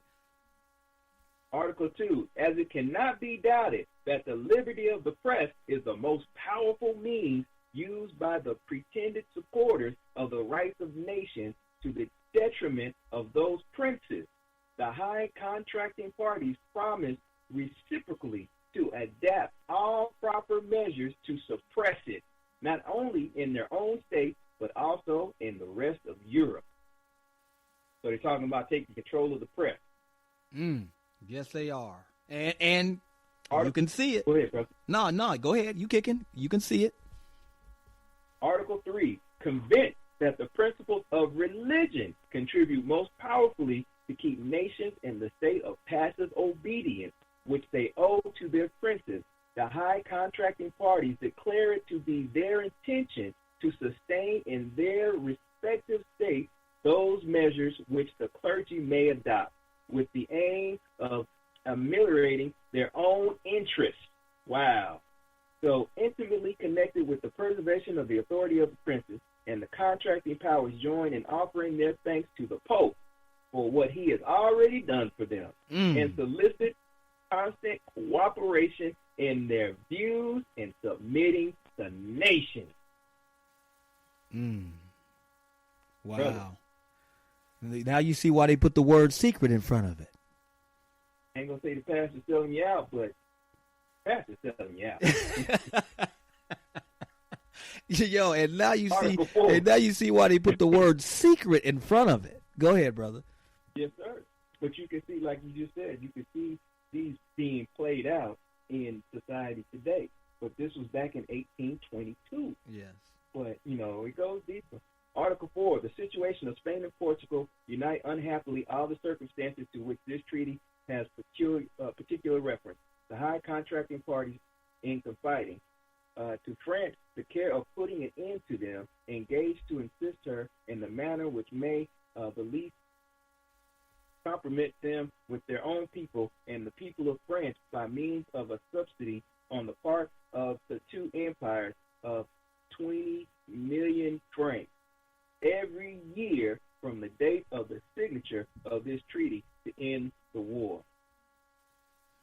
Now, I was unaware of what that was really saying, so I had to kind of look that up, brother. Okay. And at this time, in a nutshell, they used France to destabilize a lot of the countries. First of all, they destabilized France. Right. Because the people were becoming too powerful. They had proper representatives, and it was hard for, the elite people to get done what they need to get done. So they destabilized France, kicked in the door, kicked out the aristocrats, brought in people who, were going to be down with the program, gave them money for, tearing down the structure that was already in place, and used France to begin to colonize Africa, or further colonize Africa and other states, that weren't on board with the Christian, doctrine of discovery and that type of mentality. Okay.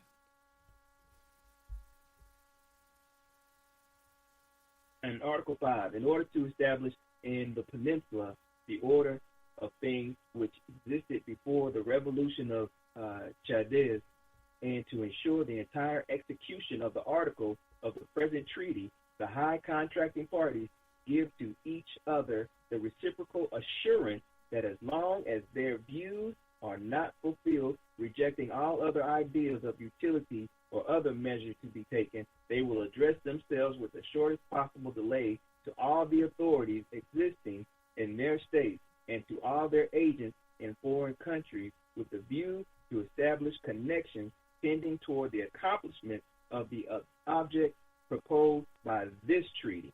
Mm-hmm. Article 6, this treaty shall be renewed with such changes as new circumstances may give occasion for, either at a new Congress or at the court, blah, blah, blah. Article 7, the present treaty shall be ratified and the ratifications exchanged at Paris within the space of 6 months. So the next one is the Treaty of Paris, but I don't believe these articles were particularly covered. So, that's another reason that these were called a secret article, or the secret Treaty of Verona. Mm-hmm. And the people that signed it were Austria, France, Persia, and Russia. So, right here you see the blueprint of them trying to, start to infiltrate the state and the government in order to control the people for, purposes of control. Yes, sir. I guess, for lack of a better term. What do you think about that, Brother Tom? Heavy. I mean, I think that's a that's some heavy information, and like I said, it shows the intent of total control for infinity. That they want to perpetuate slavery until the end, and I think that's what a lot of people have to wrap their minds around, so that we can now start putting energy towards what it's going to take to break that yoke, because that's what needs to occur. It's a yoke that we can break, because humanity has the power to transform at any time, but it's just when humanity decides to do it, whether it's going to have to be something external in terms of energy forces coming into the planet, or is it something that's going to be organic.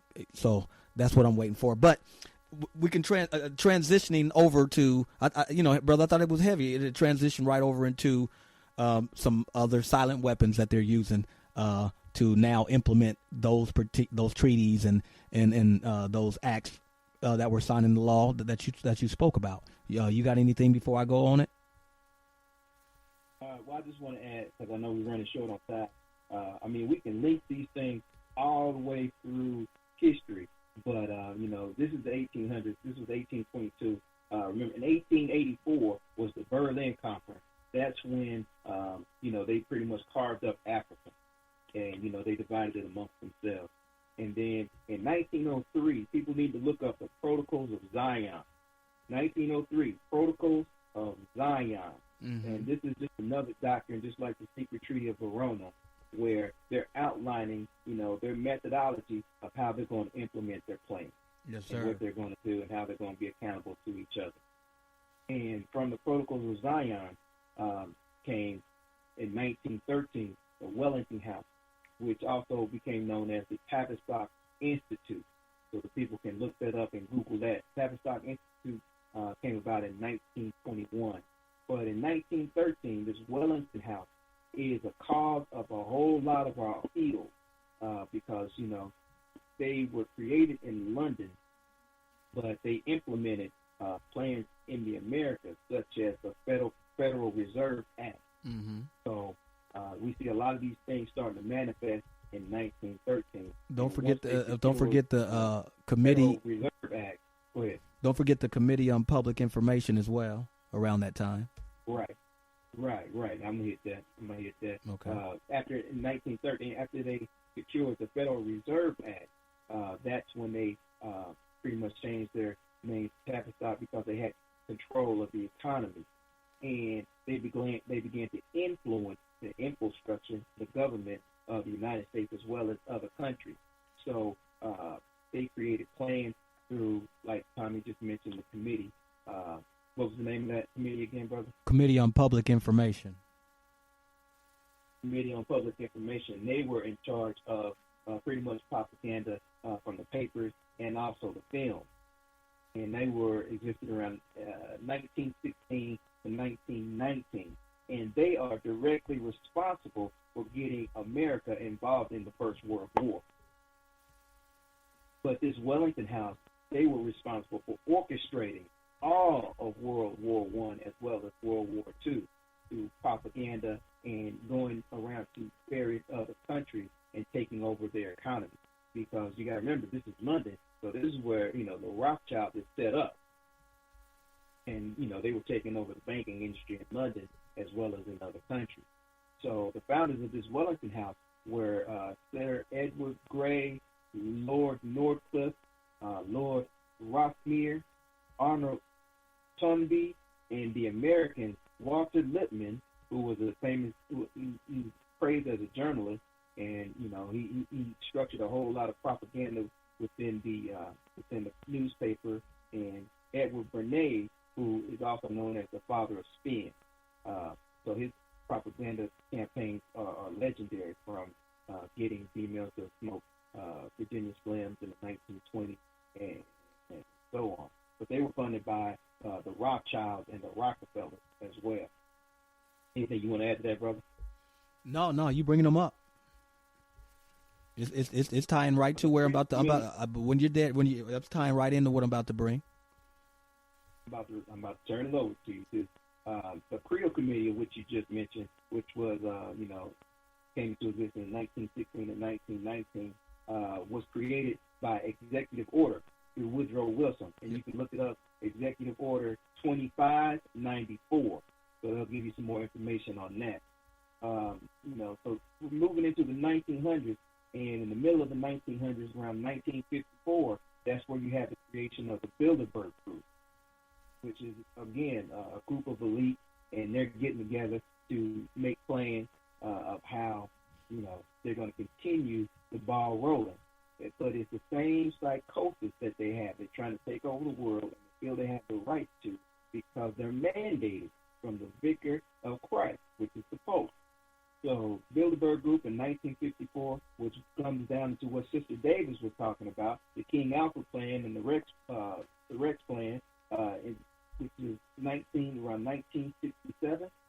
And at that same time, you also come out with Silent Weapons for Quiet Wars, which I think was in the 1950s or the 1960s. So I know you got some information on that, brother. So go ahead and take that. And let me add that, when these information or these plans get out, they always try to play it off, through propaganda that, these aren't verified plans, or, they're not real. So you just go back to the Willie Lynch letters, it's about the validity of it, and there was no guy named Willie Lynch. Who cares about that? What stated in the letter was being practiced and put into effect. And you can see that disseminating itself throughout society. So, at some point you have to be, I don't care who actually wrote it. There's some truth in the letter, and, somebody's acting upon these claims. So we need to get together and kind of counteract that. But go ahead and kick that information about that Silent Weapons for Quiet Wars, brother. I think that's going to blow some people's minds. Yes, sir, brother. And not only that, brother, you did an excellent job of bringing out the basically step-by-step plan that these suckers is walking, towards their ultimate game. And now I'm just going to read a little information about silent wars, silent weapons, and how they're being applied to you, this very concept of social engineering. Okay. It is patently impossible to discuss social engineering or the automation of a society, i.e., the engineering of social automation systems, silent weapons, on a national or worldwide scale without implying extensive objectives of social control and destruction of human life, i.e. slavery and genocide. So they're telling you right there that social engineering, slavery and genocide definitely will be the result of basically trying to socially control human beings. So, silent weapon technology has evolved from operations research, a strategic and tactical methodology developed under the military management in England during World War II. The original purpose of operations research was to study the strategic and tactical problems of air and land defense with the objective of effective use of limited military resources against foreign enemies. So, social engineering, which is the analysis and the automation of a society, requires the correlation of great amounts of constantly changing economic data. So a high-speed computerized data processing system was necessary, which could race ahead of the society and predict when society would arrive for capitulation.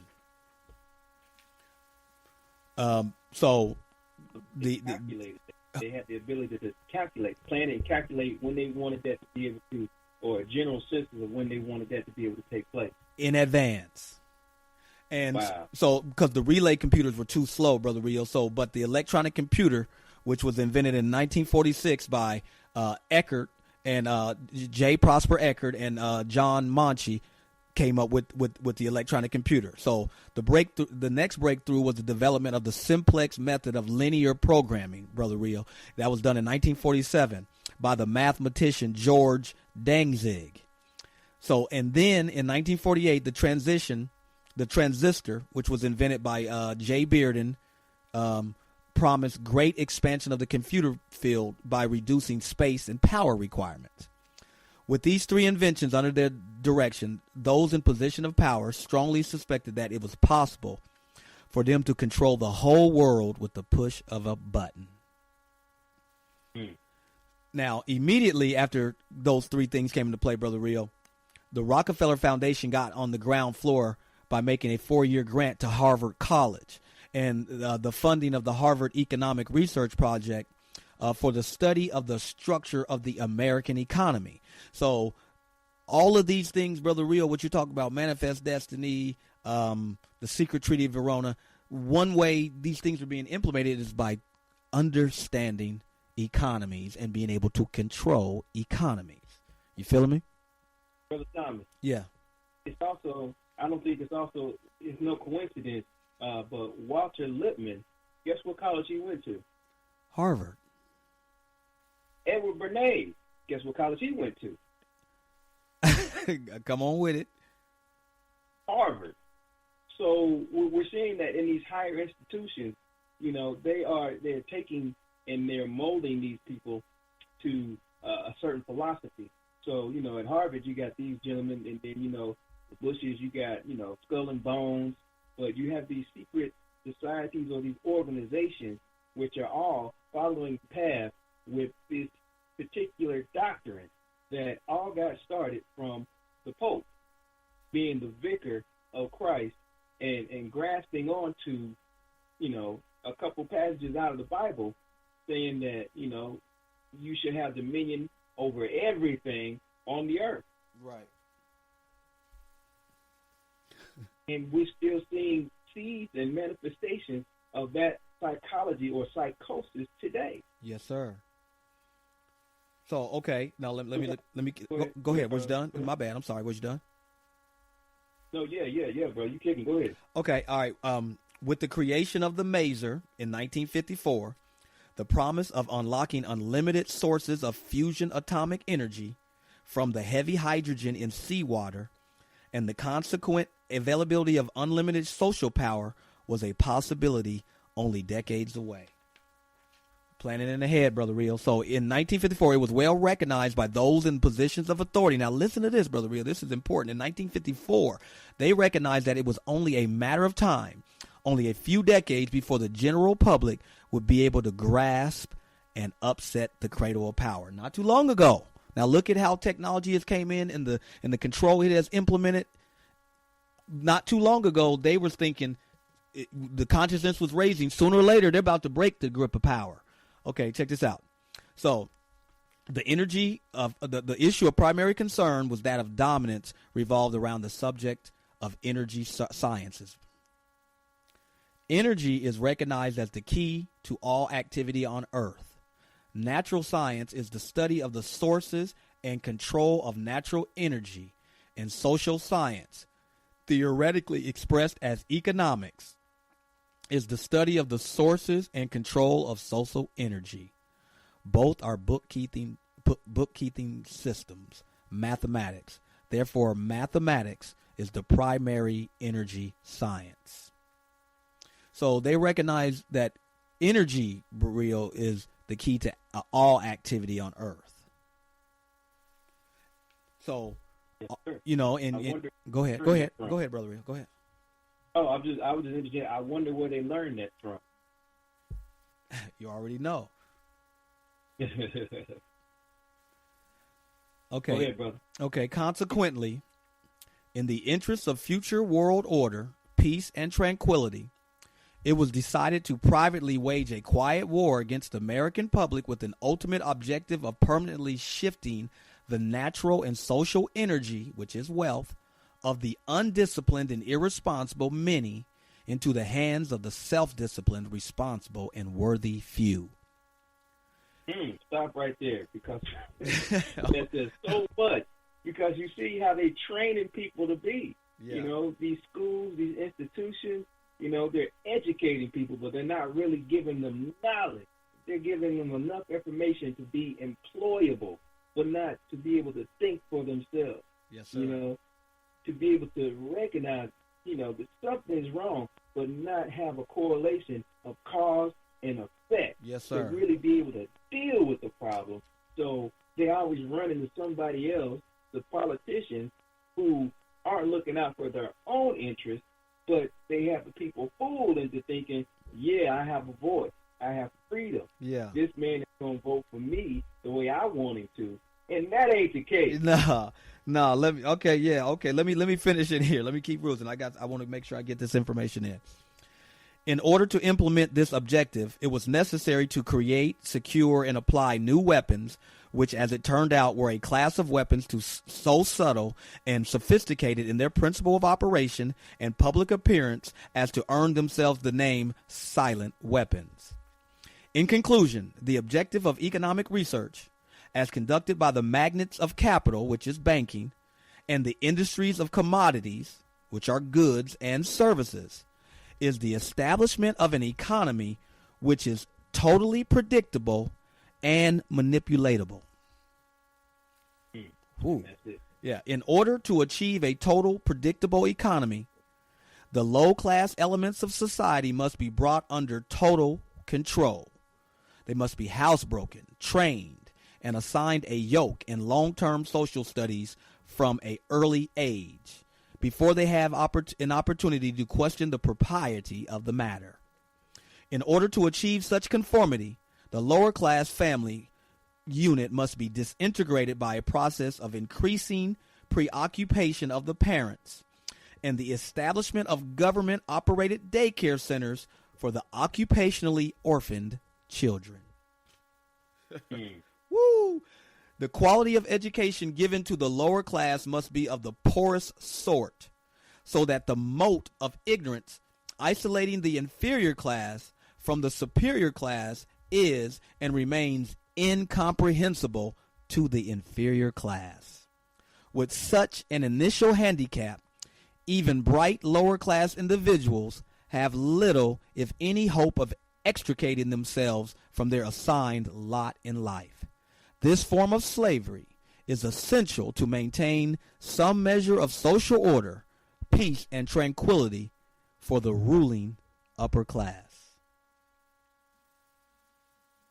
Now, see, Brother Tommy, that goes into exactly what you always talk about, is those invisible contracts that people aren't aware of, but they affect all aspects of our lives.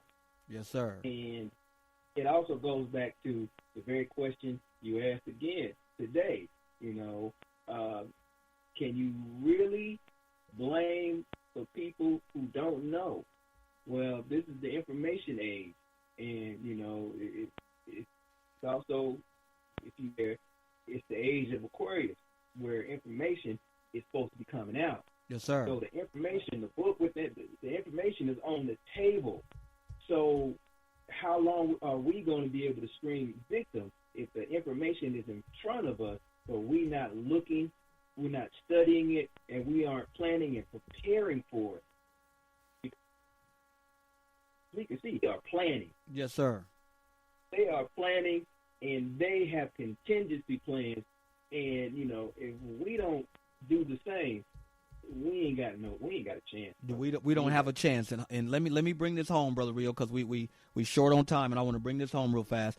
Now I want to describe to the people what a silent weapon is. Give them a descriptive concept of it. Everything that is expected from an ordinary weapon is expected from a silent weapon by its creators, but only in its own manner of functioning. It shoots situations instead of bullets. It is propelled by data processing instead of chemical reaction, which is explosives. Originating from bits of data instead of grains of gunpowder. It's coming from a computer instead of a gun.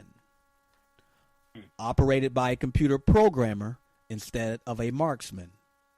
Under the orders of a banking magnate instead of a military general.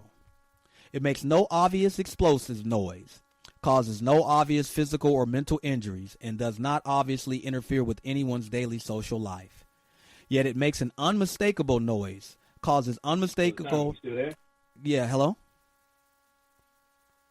Causes unmistakable... Yes, I'm here, brother. Can't hear you, bro. Okay, can you hear me now? Hear you now. Yes, okay, sir. Okay, where was I at? I'm sorry, brother. Where was I at? Okay, hold on. Let me go. Okay, when I said it's not controlled under the controls of a order of a banking magnate instead of a military general. It makes no obvious explosive noises, causes no physical or mental injuries, and it does not obviously interfere with anyone's daily social life. Yet it makes an unmistakable noise, causes unmistakable physical and mental damage, and unmistakably interferes with the daily social life, i.e., unmistakable to a trained observer, one who knows what to look for. The public cannot comprehend this weapon and therefore cannot believe that they are being attacked and subdued by a weapon. The public might instinctively feel that something is wrong, but that is because of the technical nature of the silent weapon. They cannot express their feelings in a rational way or handle the problem with intelligence. Therefore, they do not know how to cry for help and do not know how to associate with others to defend themselves against it. When a silent weapon is applied gradually, the public adjusts, adapt to its presence, and learns to tolerate its encroachment on their lives until the pressure, psychological via economics, becomes too great and they crack up. Therefore, the silent weapon is a typical type of biological warfare. It attacks the vitality, options, and mobility of the individuals of a society by knowing, understanding, manipulating, and attacking their sources of natural and social energy and their physical, mental, emotional strengths and weaknesses. Yeah, that's as deep as I'm going to go, brother. We're going to get ready to get out of here, brother. Rio, you got any final thoughts? And I'm going to bring my final thoughts, and we're going to check on out. Go ahead, bro. Wow, that was powerful, bro. I mean, because you can see that already being implemented now. So I just want the people to be aware of, they're constantly planning. So something else you may want to check out is called Agenda 21. Agenda 21. You can Google that and begin to get some information on that because just like the monarchs were circumvented and the corporations took over, well, these corporations are starting to die out, especially America with the death of the dollar. And, we're pretty soon going to be handed over to their furtherance of their goal, which is a one world government. And that's going to be the UN. So they're going to start shifting things to the end. We're starting to talk about that with UN troops coming onto American soil and, starting training exercises because they're going to be the police when things start to break down. But check out Agenda 21 because that's going to highlight some things that are coming down the pipe, and then maybe we can have a discussion and talk about it on air. As always, we will be here on Monday from 8 to 10. We thank everybody who participated in the show and gave their comments. Mr. Davis, he brought some jewels. Brother Bragg, you always dropping knowledge, and of course my co-host Brother Tommy, bringing that fire, brother. Keep it up. What are your closing thoughts, man? Well, first of all, I'd like to send our thoughts and our our prayers and the love out to the people in Houston. Brothers and sisters who are out there trying to react to a tragic situation, a tragic incident in terms of weather related, and a lot of people are being put in some really bad situations. I know there babies and children are suffering right now, and mothers with their children and brothers and sisters, just trying to make it and going through a really harsh event like that. I just want to send some love out to them, and hopefully we as a community can figure out our own little ways to help once we see the help or the need that will present itself, and that maybe we can come together and figure out a way to reach out to our brothers and sisters down there and give a helping hand. So I just want to put energy out to them in a positive way and let them know that we're with them. And, we just got to be mindful. We are at a time in history, Brother Rio, to where we just really don't have time for playing. There are so many things that are going on, that could literally wipe millions of us off the planet at any time, and we need to be thinking about the progeny of our seed and us moving forward as a people. And it's just time for us to come together, man. It's time for us to recognize that regardless of what we believe in, how we see ourselves in the mirror, if what God we pray to, we're going to have to get over all those things and realize, although it's going to be hard to get over if you pray into certain God, and realize that we just got to come together as a people and move forward. And it's just time, man. I just feel like it's time. It's time to wake up, brother. And that's basically where I'm at. Brother, I have the same sentiments, man. I never want to blame the victim as well, but at some point, you have to stand up and do what you need to do and not be a victim anymore. So if we can at least look at the information that's out there, figure out the patterns, and come together and start planning, that's better than just sitting back and allowing the same psychosis to victimize us repeatedly. So the book's on the coffee table, and I think that more and more people are becoming aware that the book is there. So the more of us that pick up the mantle, start to study, and can think outside the box, come together and start to plan or counter plan, or just unplug from the system itself, which could do a whole lot of damage. Yeah. I think we can make some progress. So by no means do I want to blame the victim, but I think we need to stop playing the victim, do what we need to do, which is continue to raise our vibration as always, so we can be in good standing and moral and know how to treat each other. But we can also, deal with what we got to do with these situations of these other people who view us as property. And as you eloquently put it, they ain't letting up on the noose. At all. And So- let me tell you something else I was thinking too, Brother Rio. I think what we need to also start talking about as a community, as melanated people, is start finding ways to come together, just like what Brother Scotty and Brother Max and them did, and the Freedom Fighters getting together up in Washington, D.C. for that rally.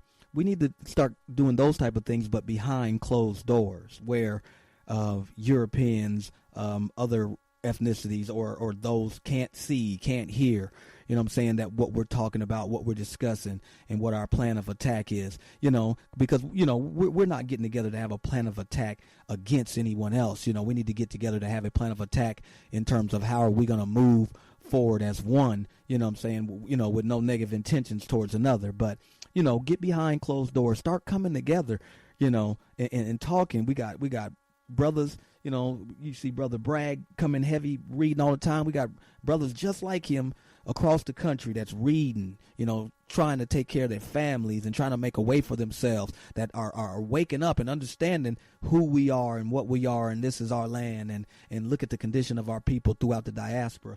We got to start coming together, and if we need to start having events where we are talking behind closed doors. And that's pretty much the last thing that I have to say, brother, and we can go ahead and bring this to the close. But we need to come together, but not in public. Hey, brothers, before you go off air, this is Scotty. Greetings to both of you. Been a great program. I've been tuned in I've been tuned in to Black Talk Radio all day. So, Tando brought it strong, and now y'all brothers. But I just wanted to say, what you described, those behind the scenes strategy meetings and things of that, those did take place in Washington, D.C., though. March and the rally was just for public consumption, and you could also use that as recruitment tool, but just spreading that awareness like what we try to do through the Black Talk Radio Network, the truth of the matter of things. And the truth of the matter is that slavery was never abolished. And certainly everything that y'all just talked about on that point. But you are exactly right. That's something that Black Talk Media Project is going to look to do. That's some of the things that's been talked about. But doing the public thing was for public education purposes. But then, politicking and strategizing, that's not for public, you know what I'm saying, for the enemies to know. Well said, Brother Scotty. Brother, area code 702, got something to say. Come on, bring it, brother. Yes, I want to say thank you very much for this Black Talk Radio. We need more communication like this behind, closed doors, as you stated. And like you always stated, and as you were stating tonight, the elite is Illuminati. Your Rothschild, there's just one person in there. Your Queen Elizabeth, she's part of it. We got to wake up, like you're stating. And once again, I want to thank you very much. This is my first time listening to the Black Talk Radio show. I just happened to come across it mistakenly because I do a lot of reading, and that's how I came across it. And I just want to thank you very much for knowing that there is knowledge on a radio. Thank you. Yes, sir. Yes, sir. Thank you very much for calling in. And we got to give love and respect for Brother Scotty, the founder of Black Talk Radio Network. Put in a lot of late nights, studying in the dark when everybody else was sleeping, brought forth a medium that we need to support. And we definitely appreciate Scotty for definitely having the vision and putting that vision forward. So any other final thoughts, Rio, before we check on slide on out? Yes, sir. On that note, we heard in the secret meeting that one of their philosophies and one of their plans is to be able to control the media and the paper so that they can spew their own propaganda. And Black Talk Radio goes against that grain. So especially as the economy becomes more restricted and they seek to create a tighter hold on the mentality of the people, they're going to try to squeeze all these free thinkers out of existence. So, when the time comes, it's going to be fundamental that, we all get together and, we seed as many free thinking endeavors as we can. Black Talk Radio being, amongst the group. But, we got to start taking care of our own. We got to start investing in each other. And, I'll praise the Brother Scotty because he has, brought forth this platform, and we should take full advantage of it, but make sure that it has what it needs to not only be able to continue what it does, but also be able to thrive and expand so that we can reach more people and continue to plan behind closed doors and follow our own agendas and do what we need to do. Hope everybody, stays safe and has a good week. And again, we'll be back next Monday from 8 to 10. So join us, and we're glad that you guys are enjoying the program. Yes, sir. No, much love, and we out of here. Peace. Peace. You are tuned in to the Black Talk Radio Network. For podcasts and live program scheduling, Visit us on the web at blacktalknetwork.com.